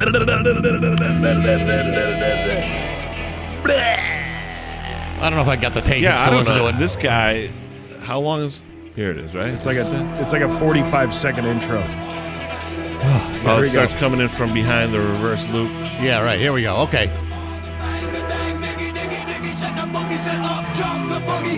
They should have had subtitles to this. Yeah, underneath I want to listen to English. I want to listen to American music. The thing everyone... Thank God we have a safe space. The thing that everyone missed was they put Jay-Z in charge of the halftime shows. So what do you think Jay-Z's going to do for the halftime show? He can take away the national dialogue and everyone talking about him with the P. Diddy thing and on the Epstein list and everything by putting a show that makes all the white people upset and crazy and all the Spanish people like, hey, and then everyone's arguing. The whole time he's sitting there being like, as long as they're not talking about the list, you know what I mean? Yeah, anything we can do to keep our minds off that. Right. I mean, if they could have blasted off 1,000 bottles of baby oil into the crowd, that would have been something. Hey, listen. There's always next year. Let's hope so. Yeah. I hope he does a total left next year. Does like Lawrence Welk if you have. You know what? Bring back the Michigan State Marching Band for God's sake. Yeah, those are good times. Those are good times. They should do the Puppy Bowl live at the Super Bowl. How great a halftime show would have that been? Yeah. Bring the puppies out. What? There's something I want to say, but I don't want to say it. Why? Because I can't say it. Why can't you say it? Because I won't say it. I'll tell you. Is it because we're a regulated organization? Yeah. Yeah, okay. Here's what I would do. I'll tell you what I would do. I would bring out Hawkman in the chair with pyrotechnics. Yeah. He's running for selectman and where now? Yes. He'd be holding a vote for Hawkman sign. And then pyrotechnics like Erica Kirk, just blowing off. And then he's doing donuts, donuts in the chair. And the donuts spell out vote. Listen, everybody grieves differently, okay? Erica Kirk. That's a weird one. I think we can all agree on. Yeah. Is a weird way to grieve. No, it's not. Everybody grieves in their own way. Actually, she makes me feel bad about the way I grieve for my wife. But in my defense, there were no pyrotechnics allowed at the Westfield Elks Lodge for their memorial. And you didn't even have a merch table. Yeah, you know what I mean? We almost did. Yeah, you could have had we could have had Rock 102 T-shirts. Yeah, come on. Deerfield Craft Fair tickets. I did not do enough. I didn't. You know, I think I said to you after that memorial, you know what you really need, Steve? The Arnold's Wheel of Meat. # worst day of my life. That's sort of, see you at the merch table. This would have been so much different with the Wheel of Meat. Yeah. It's 8:23 with Bax and Nagle on the Rock 102. Rock 102, Springfield's Classic Rock. It's 8:27, and Pete Townsend with Bax and Nagle on Rock 102. Liam will have the full forecast for you. Let me see here. Hey, on This Week on Baxi's Musical Podcast, my guests have been Harold Bronson, former co-owner of Rhino Records. The guy from Death Wish. Nope, that would be Charles Bronson, but I can see where you might be some confused. Also, today is a bonus episode. Jamie Cheller and Leah Stanhope from the band, congratulations, a brand new band. Actually, they've been around for a while, but their debut album is coming out tomorrow called Join Hands. It's awesome. And you'll be able to hear that interview on Apple Podcasts, Spotify, YouTube, and on the Rock 102 app, brought to you by Metro Chrysler, Dodge, Jeep, and Ram at Chicopee and Rock 102, Springfield's Classic Rock. Wait, what's the guy's name again? Ronson? Harold Bronson. That's the guy that did Uptown Funk with Bruno Mars, right? No, that's Mark Ronson, Steve. That's totally different dude. All right. Well, whatever. We'll listen to the podcast, I guess. Yes. To be educated on music. Listen, there's some great stuff coming up on the podcast that you'll just have to keep listening for and follow along on the socials for all the upcoming guests and information. Is that the guy who made the baby powder? No, Steve, that's Johnson & Johnson. No, that's the lady who injured her grundle at the pickleball. No, that's Johnson and Grundle. That's right. Yeah, that's right. The law offices of Johnson and Grundle. And scene. We got news coming up next to Rock 102. Here's your Western Mass News First Alert forecast. Today features a mix of sun and clouds with highs between 30 and 38, perhaps a stray flurry or light snow shower in the Berkshires, but the valley should remain dry. It's also breezy at times with winds between 10 and 20 miles per hour. Tonight we're mainly clear and cold as lows fall back into the single digits, many of us ranging between 2 and 10 with light to calm winds. Tomorrow features mainly sunny skies with highs between 30 and 38 with a lighter breeze. With your Western Mass News First Alert forecast, I'm meteorologist Liam Murphy. You know, I recently had a friend ask me, Baxter, you have appliances in your house. Where'd you get them? When I told him exactly where I got them.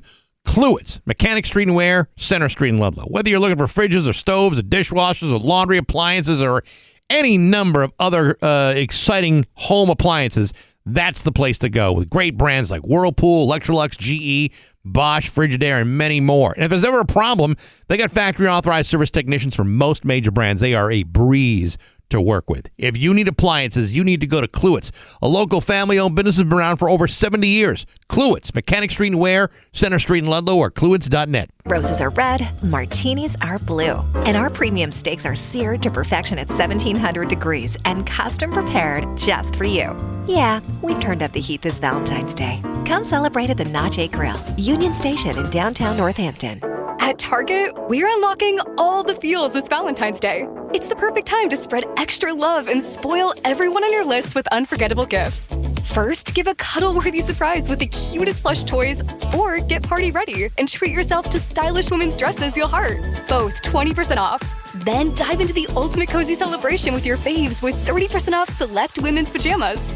There's something sweet for all your special someones, even you. Find Valentine's Day gifts for everyone at Target.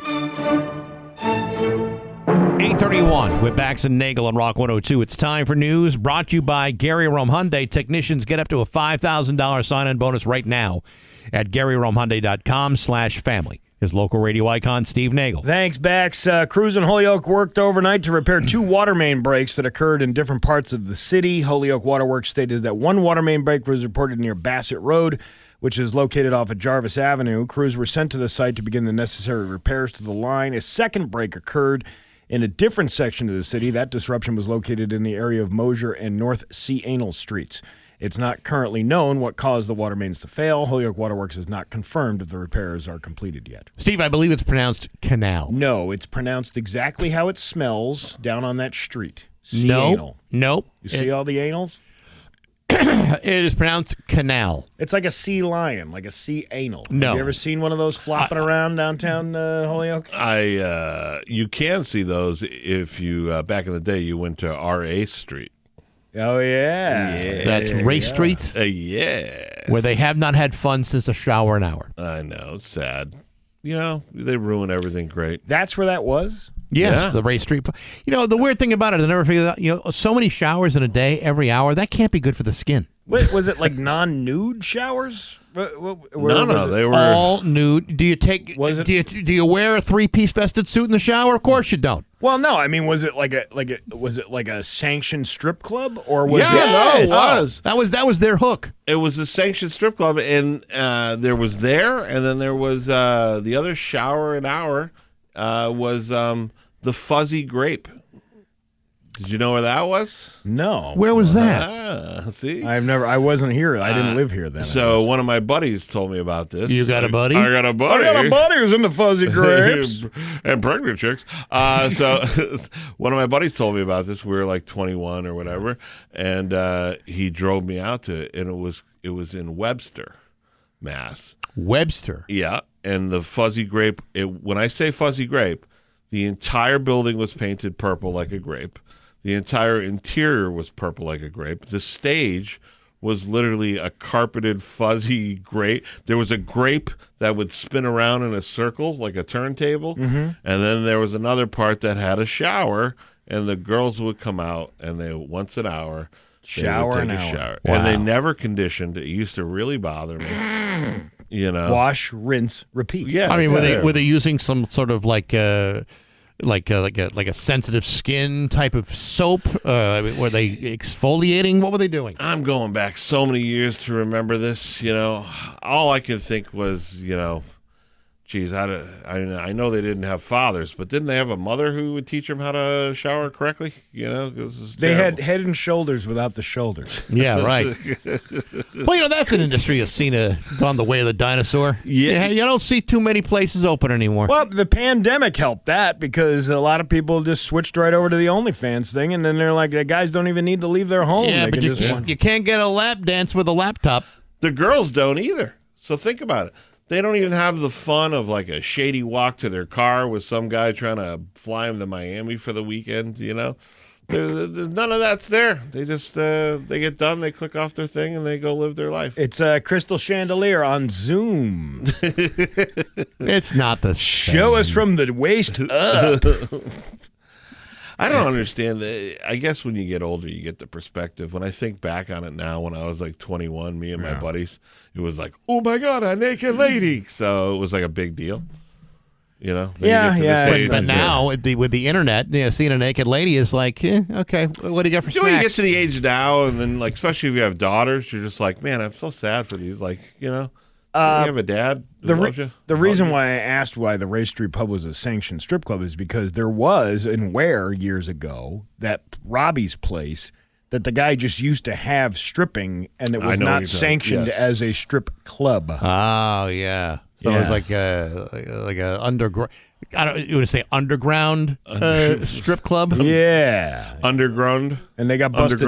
They got busted several times for having the entertainment that they were not allowed to have. I mean, but you're in Ware. It's like okay. Here's a great one. I went to college in Ringe, New Hampshire. Okay, it's a place Franklin Pierce, right? And the town next door is in Massachusetts. It was Winchendon, Mass. Sure. And they used to have Wild Bill's country western line dancing and strip bar. Yeah, that's what I'm talking about. Yeehaw! So we're all like 21 or not. I don't think you have to be 21. And you would go, and depending on the night. Now, they would have a country band like you'd see in a movie behind chicken wire. Remember chicken wire? Mm-hmm. So people got drunk and threw a bottle at the band. It would hit the wire, and it wouldn't hit the band. And then on the other side was the quote-unquote strip bar. It was basically what had been a dance floor at one point, which they would use for line dancing nights. Right. But there was just plywood around it with like an L-shaped thing, like with plywood to put your drink on, and everyone would sit there, and then the stripper would go up with a CD and put it in a boombox and click to her track, and then she had a box on casters, like a big wooden box that was covered in the dirtiest carpet you've ever seen. Yeah. And she would wheel it over to the guy who put a one up, and then she would climb up on the box and dance. And I used to think to myself, that is so much work for $1. How bad is the economy? Why do I have this vision in my head of the old lady on Kingpin? She would have been a Saturday night. She would have been Saturday night She's the headliner. She's the headliner. Yeah. Headliner. Yeah. It was the saddest place. Was it a compilation CD? Compilation with a U? It was the saddest. I just remember we went one time as a goof, like all the guys, and it was one of the guys' birthdays. And he goes, "Hey, it's my birthday." And I was like, "What do you want her to do?" I started yelling at him, like, "What do you want her to do? Something special? She's for $1. She's going over, playing her own music, wheeling her own stage over to you, climbing on it. Is that not good enough for you for $1?" And he goes, "It's my birthday." And he puts $2 out. Wow. And then the girl takes a matchbook, and I remember she took 2 matches out of the matchbook, and she split them in half and pinched them on each part of her breast, and then lit them like a birthday cake and said, "You can blow them out." and my point, I'm pretty sure that's where COVID started. I'm pretty sure that was our Wuhan. Was there a bat wing? Was there infected bat wings? Yeah. Somebody ate infected bat wings at the strip club in Winston. I'm pretty sure I would have socially distanced the moment I walked through the door. That was the Winchhan virus, COVID-1, I think. Yeah, well, we had to get a test run going before we implemented it everywhere else. Yeah. So anyway, sorry. We saw a woman walk down the stairs, and we're like, we got to stop talking about this. Yes, That's kind of how that worked. Someone's asking about the covered wagon in Cabot Street in Chicopee. Okay, so where Cabot Comedy Club used to be, where my friends had the Cabot pub or whatever, that at one point was called the Covered Wagon, and it was a strip bar. And the only really thing you could realize it was a strip bar was the green room was in a dingy little basement room that used to be the dressing room for the strippers. And that was it. And then they would be like, "There's mold in here." And I'm like, "I don't even know if that's mold. That might be some kind of penicillin." Listen, there's much worse diseases you can catch here. The Fuzzy Grape in Webster, across the street from the Wind Tiki that was burned down. Great Chinese food. See, people do remember this stuff. Yeah, of course. Well, they remember the Chinese food more than they do the show that was going on across the street. What does that tell you about the quality of the dancing? There used to be another one called when you can get lo mein on 2 locations across from each other. Oh, God. There used to be one in Whately. Oh, the Castaway. Corn, they call it. The Castaway. Yeah, people were mad that I didn't mention that in the Watelli video that I did. Why didn't you mention that the Castaway line? Because it's been gone for so many years now. So when my buddies who went to UMass, that was their thing. Like, you go visit them for the weekend at UMass, they'd be like, "We're going to the Corn." And you're like, what's the Corn? And they'd be like, "We're going to show you." Same thing. It was like the dirtiest, weirdest, like the movie Porky's. You remember the movie Porky's? Sure. Yeah. That was the experience back then. Is to get, I think that's a weed. Is that a weed spot now? I thought they tried bringing it back for a period of time. The Magic Lantern is a weed spot. Yeah. Another one. The Magic Latrine right there. Right there. They used to have amateur night on Wednesdays. I heard, now again, I never went to amateur night. Well, you missed out. My 20s were... my understanding is that the amateurs were not actually amateurs. That is not totally correct, and I'll tell you why.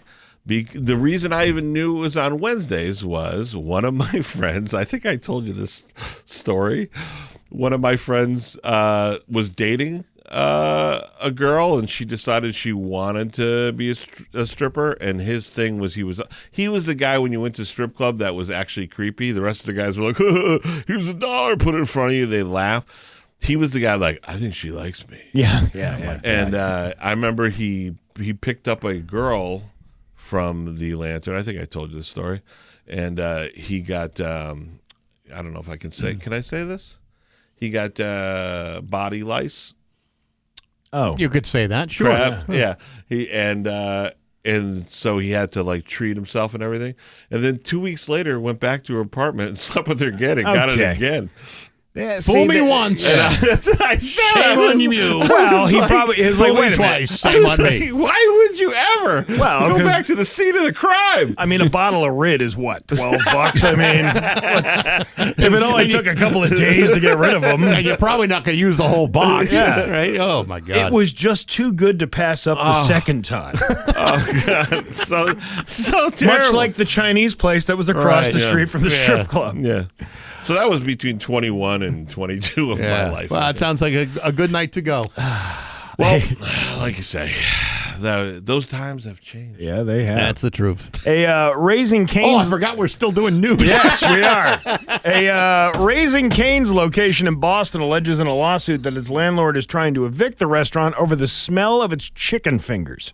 The popular chicken finger chain filed a lawsuit after its landlord, 755 Boylston LLC, allegedly threatened eviction last month. The landlord claims the restaurant's chicken smell is drifting into the apartments above the building. What did you think was going to happen? Yeah. How do you put a chicken restaurant in and then... You know our friend Mike O'Brien, the comedian? Yeah. Right? He is, for some reason, he always seems to be on these man-on-the-street interviews. Oh, he does. He's great at it. This guy comedian up in Boston. He Yeah. always is... he must look for them because... He does. That's his bit. Yeah. He in fact, he even knows who some of them are. So as soon as he sees like a news van or a camera up, he knows where they do their street shots. He goes in and he gets interviewed. And his clip yesterday was like, it's like living next to the USS Constitution. Of course, you're going to hear a cannon go off every once in a while. It's the same thing. You're going to smell chicken fingers if you live next to a chicken finger restaurant. Raising Cane says the complaint is just an excuse to break his lease. I think it's hogwash. This is Mike O'Brien. I think it's hogwash, and this is a staple of my diet when I work around here. I really don't want to see it leave. Restaurant customer Mike O'Brien. Wow. Those have got to be some stinky fingers. Oh, God. That goes back to our earlier conversation. Yeah.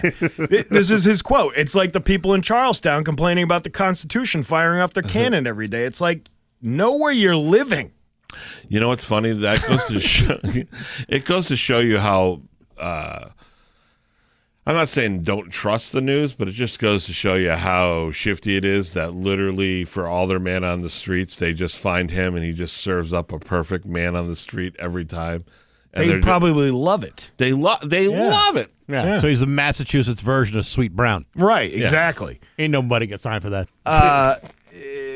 It's in the lawsuit, Raising Cane says the threat of eviction is really about forcing the company to give up its exclusive right to operate a chicken restaurant at the property. I remember years ago, up in, I think it was Greenfield, where they were, I think it was the Pierce Brothers Coffee Company. Yeah. And they were, remember that guy? There was a guy that was yelling out. He was standing outside of the factory yelling at the burnt coffee smell because they'd roast the beans. And I don't know if you've ever smelled roasted coffee before, but it can be pretty pungent as far as... pungent? Well, it doesn't have... Like, when you open up a bag of coffee and you smell that nice coffee smell... I mean, that's pungent. Pungent. Because it smells... Anyway. Because it... you lost my train of thought now.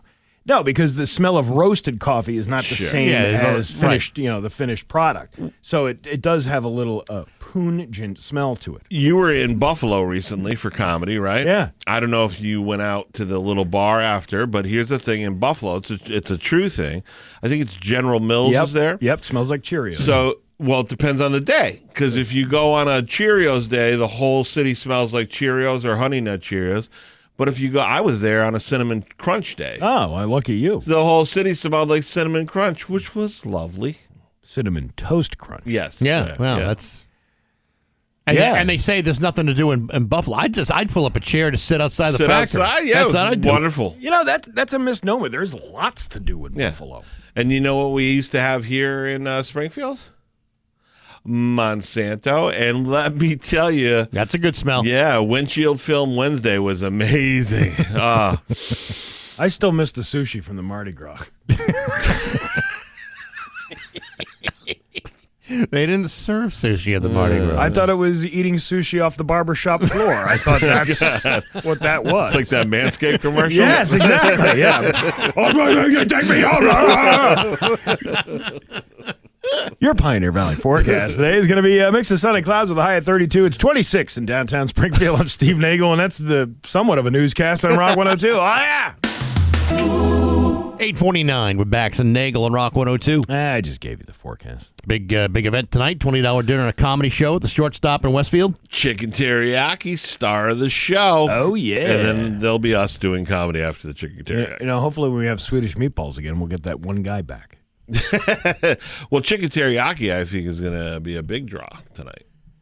Yeah, listen. It's a different menu. It's not just pasta or anything. It's teriyaki chicken, and I actually he sent me a picture of it the other day. It looked pretty good. Shouldn't the comedy part be like the star of the show? Well, yeah, but you got to attract people from all walks of life. Bax. You can only do meatballs. Yeah. So the meatballs are great. But if you do it every single week, what we discovered is there are people who are like, I don't want meatballs this week. So you switch it up a little bit. All right. Enough. I'm not complaining. I'm just saying, for me, if I were going to go all the way out to Westfield to the Shortstop, I'd either want to order off the menu or be there just for the comedy show. Well, Nabil's been killing it lately. He went stuffed shells. He went Swedish meatballs. He went regular meatballs. And now we're doing chicken teriyaki. Now we got a little rotation going, which is nice. A little rotation. Yeah, a couple, 2-3 rotations. We should have Mayor Dom come and do 5 minutes. Meatballs made all fresh at the Shortstop. Hey! Yeah. We should have him come and we can watch his car was on stage so no one slashes his tires. It'll be great. I've seen Nabil dress up in one of them like shark suits. Yeah. Hey, we're having chicken teriyaki and rice tonight. Hey, come see Trailer Trash this weekend. It would be a shame if you didn't suddenly like the meatballs that are on your plate. It's so funny you say the Trailer Trash. They are one of the only bands that I know in this area that has a huge General Gist. My buddy Dan, they have a good draw, but Trailer Trash has that constant draw. You know what I mean? Are they new? I haven't heard of them. Yeah, they get out every now and then. Yeah, but they used to we'd have them at View Street, and Ed and Nuno. I think they still have them like 2 or 3 times a year. Every time I see the crowd that comes out, I'm just sitting there in shock. I know Nabil had it the last time, and they pack out. Yeah. The bands used to have followings like that, but they don't really. It's weird. So I've sat in with those guys a couple of times. You sat in and played? Couple I want to say probably 3 or 4 times. Did you do all obscure things? You're like, hey, listen, I don't know any Brad Paisley, but I know Johnny and the Three-Toed Shark Monkeys. No, I did. We played regular hits, and there was one day where their drummer got sick, and they asked me if I could learn everything they played in a day. Did you do it?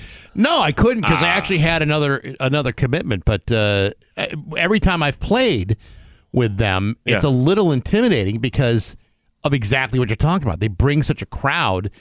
I'm a half-rate drummer at best. So when I'm playing in front of a crowd like that, I'm going, is everybody watching me screw this thing up? Because that's what I do. I give you credit with that. I'm a 1/10. If you're a half rate, I'm a 1/10 rate guitarist, and I can never, the pressure of playing in front of people. Yeah, I can't handle it. But telling jokes, not a problem for me.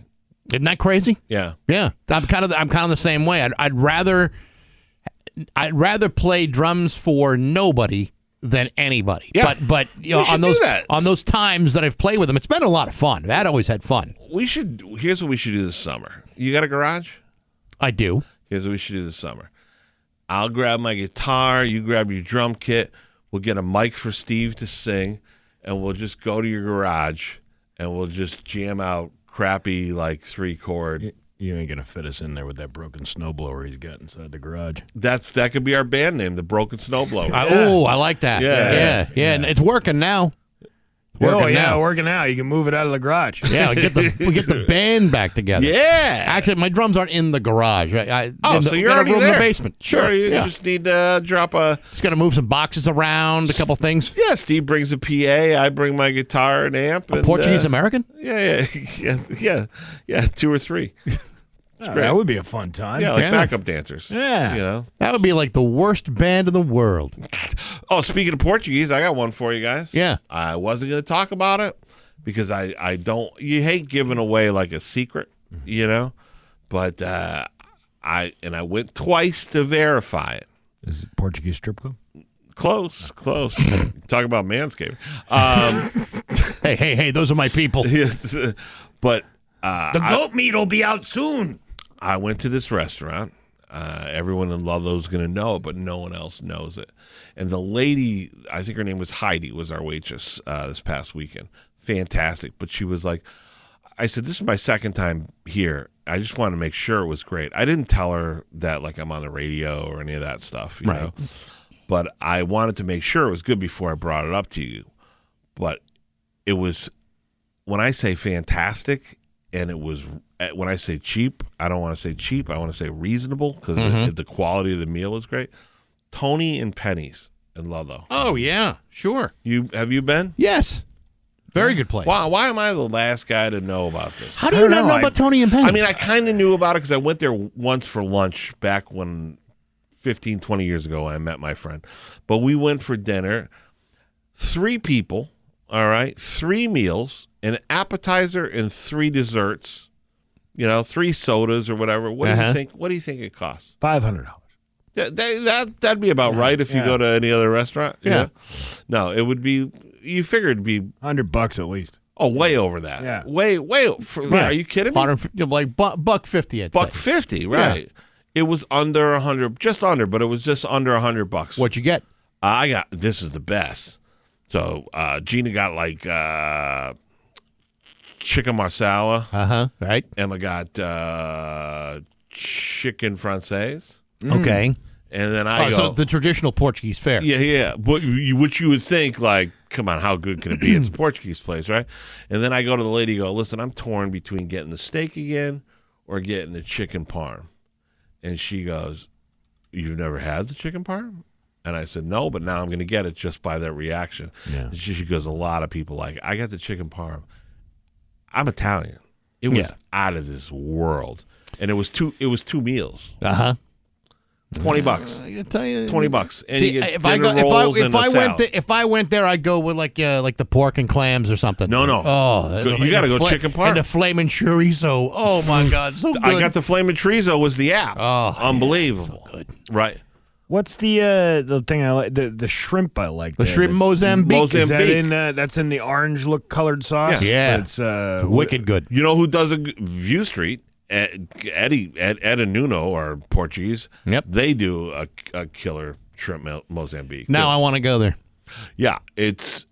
But I'm telling you, the chicken parm at Tony Penny's, I was floored how good it was. Yeah. No. Right. My favorite Portuguese food is those Portuguese potatoes, the ones that are like round and they're crispy. They're French fries. They're like. They're French fries. Crispy on the outside, and they're like silk in the inside. They're delicious. Those are good. They serve that right next to the rice because you can't have one without the other. Yeah, I've never been able to duplicate those. And the rice is unbelievable too. Yes.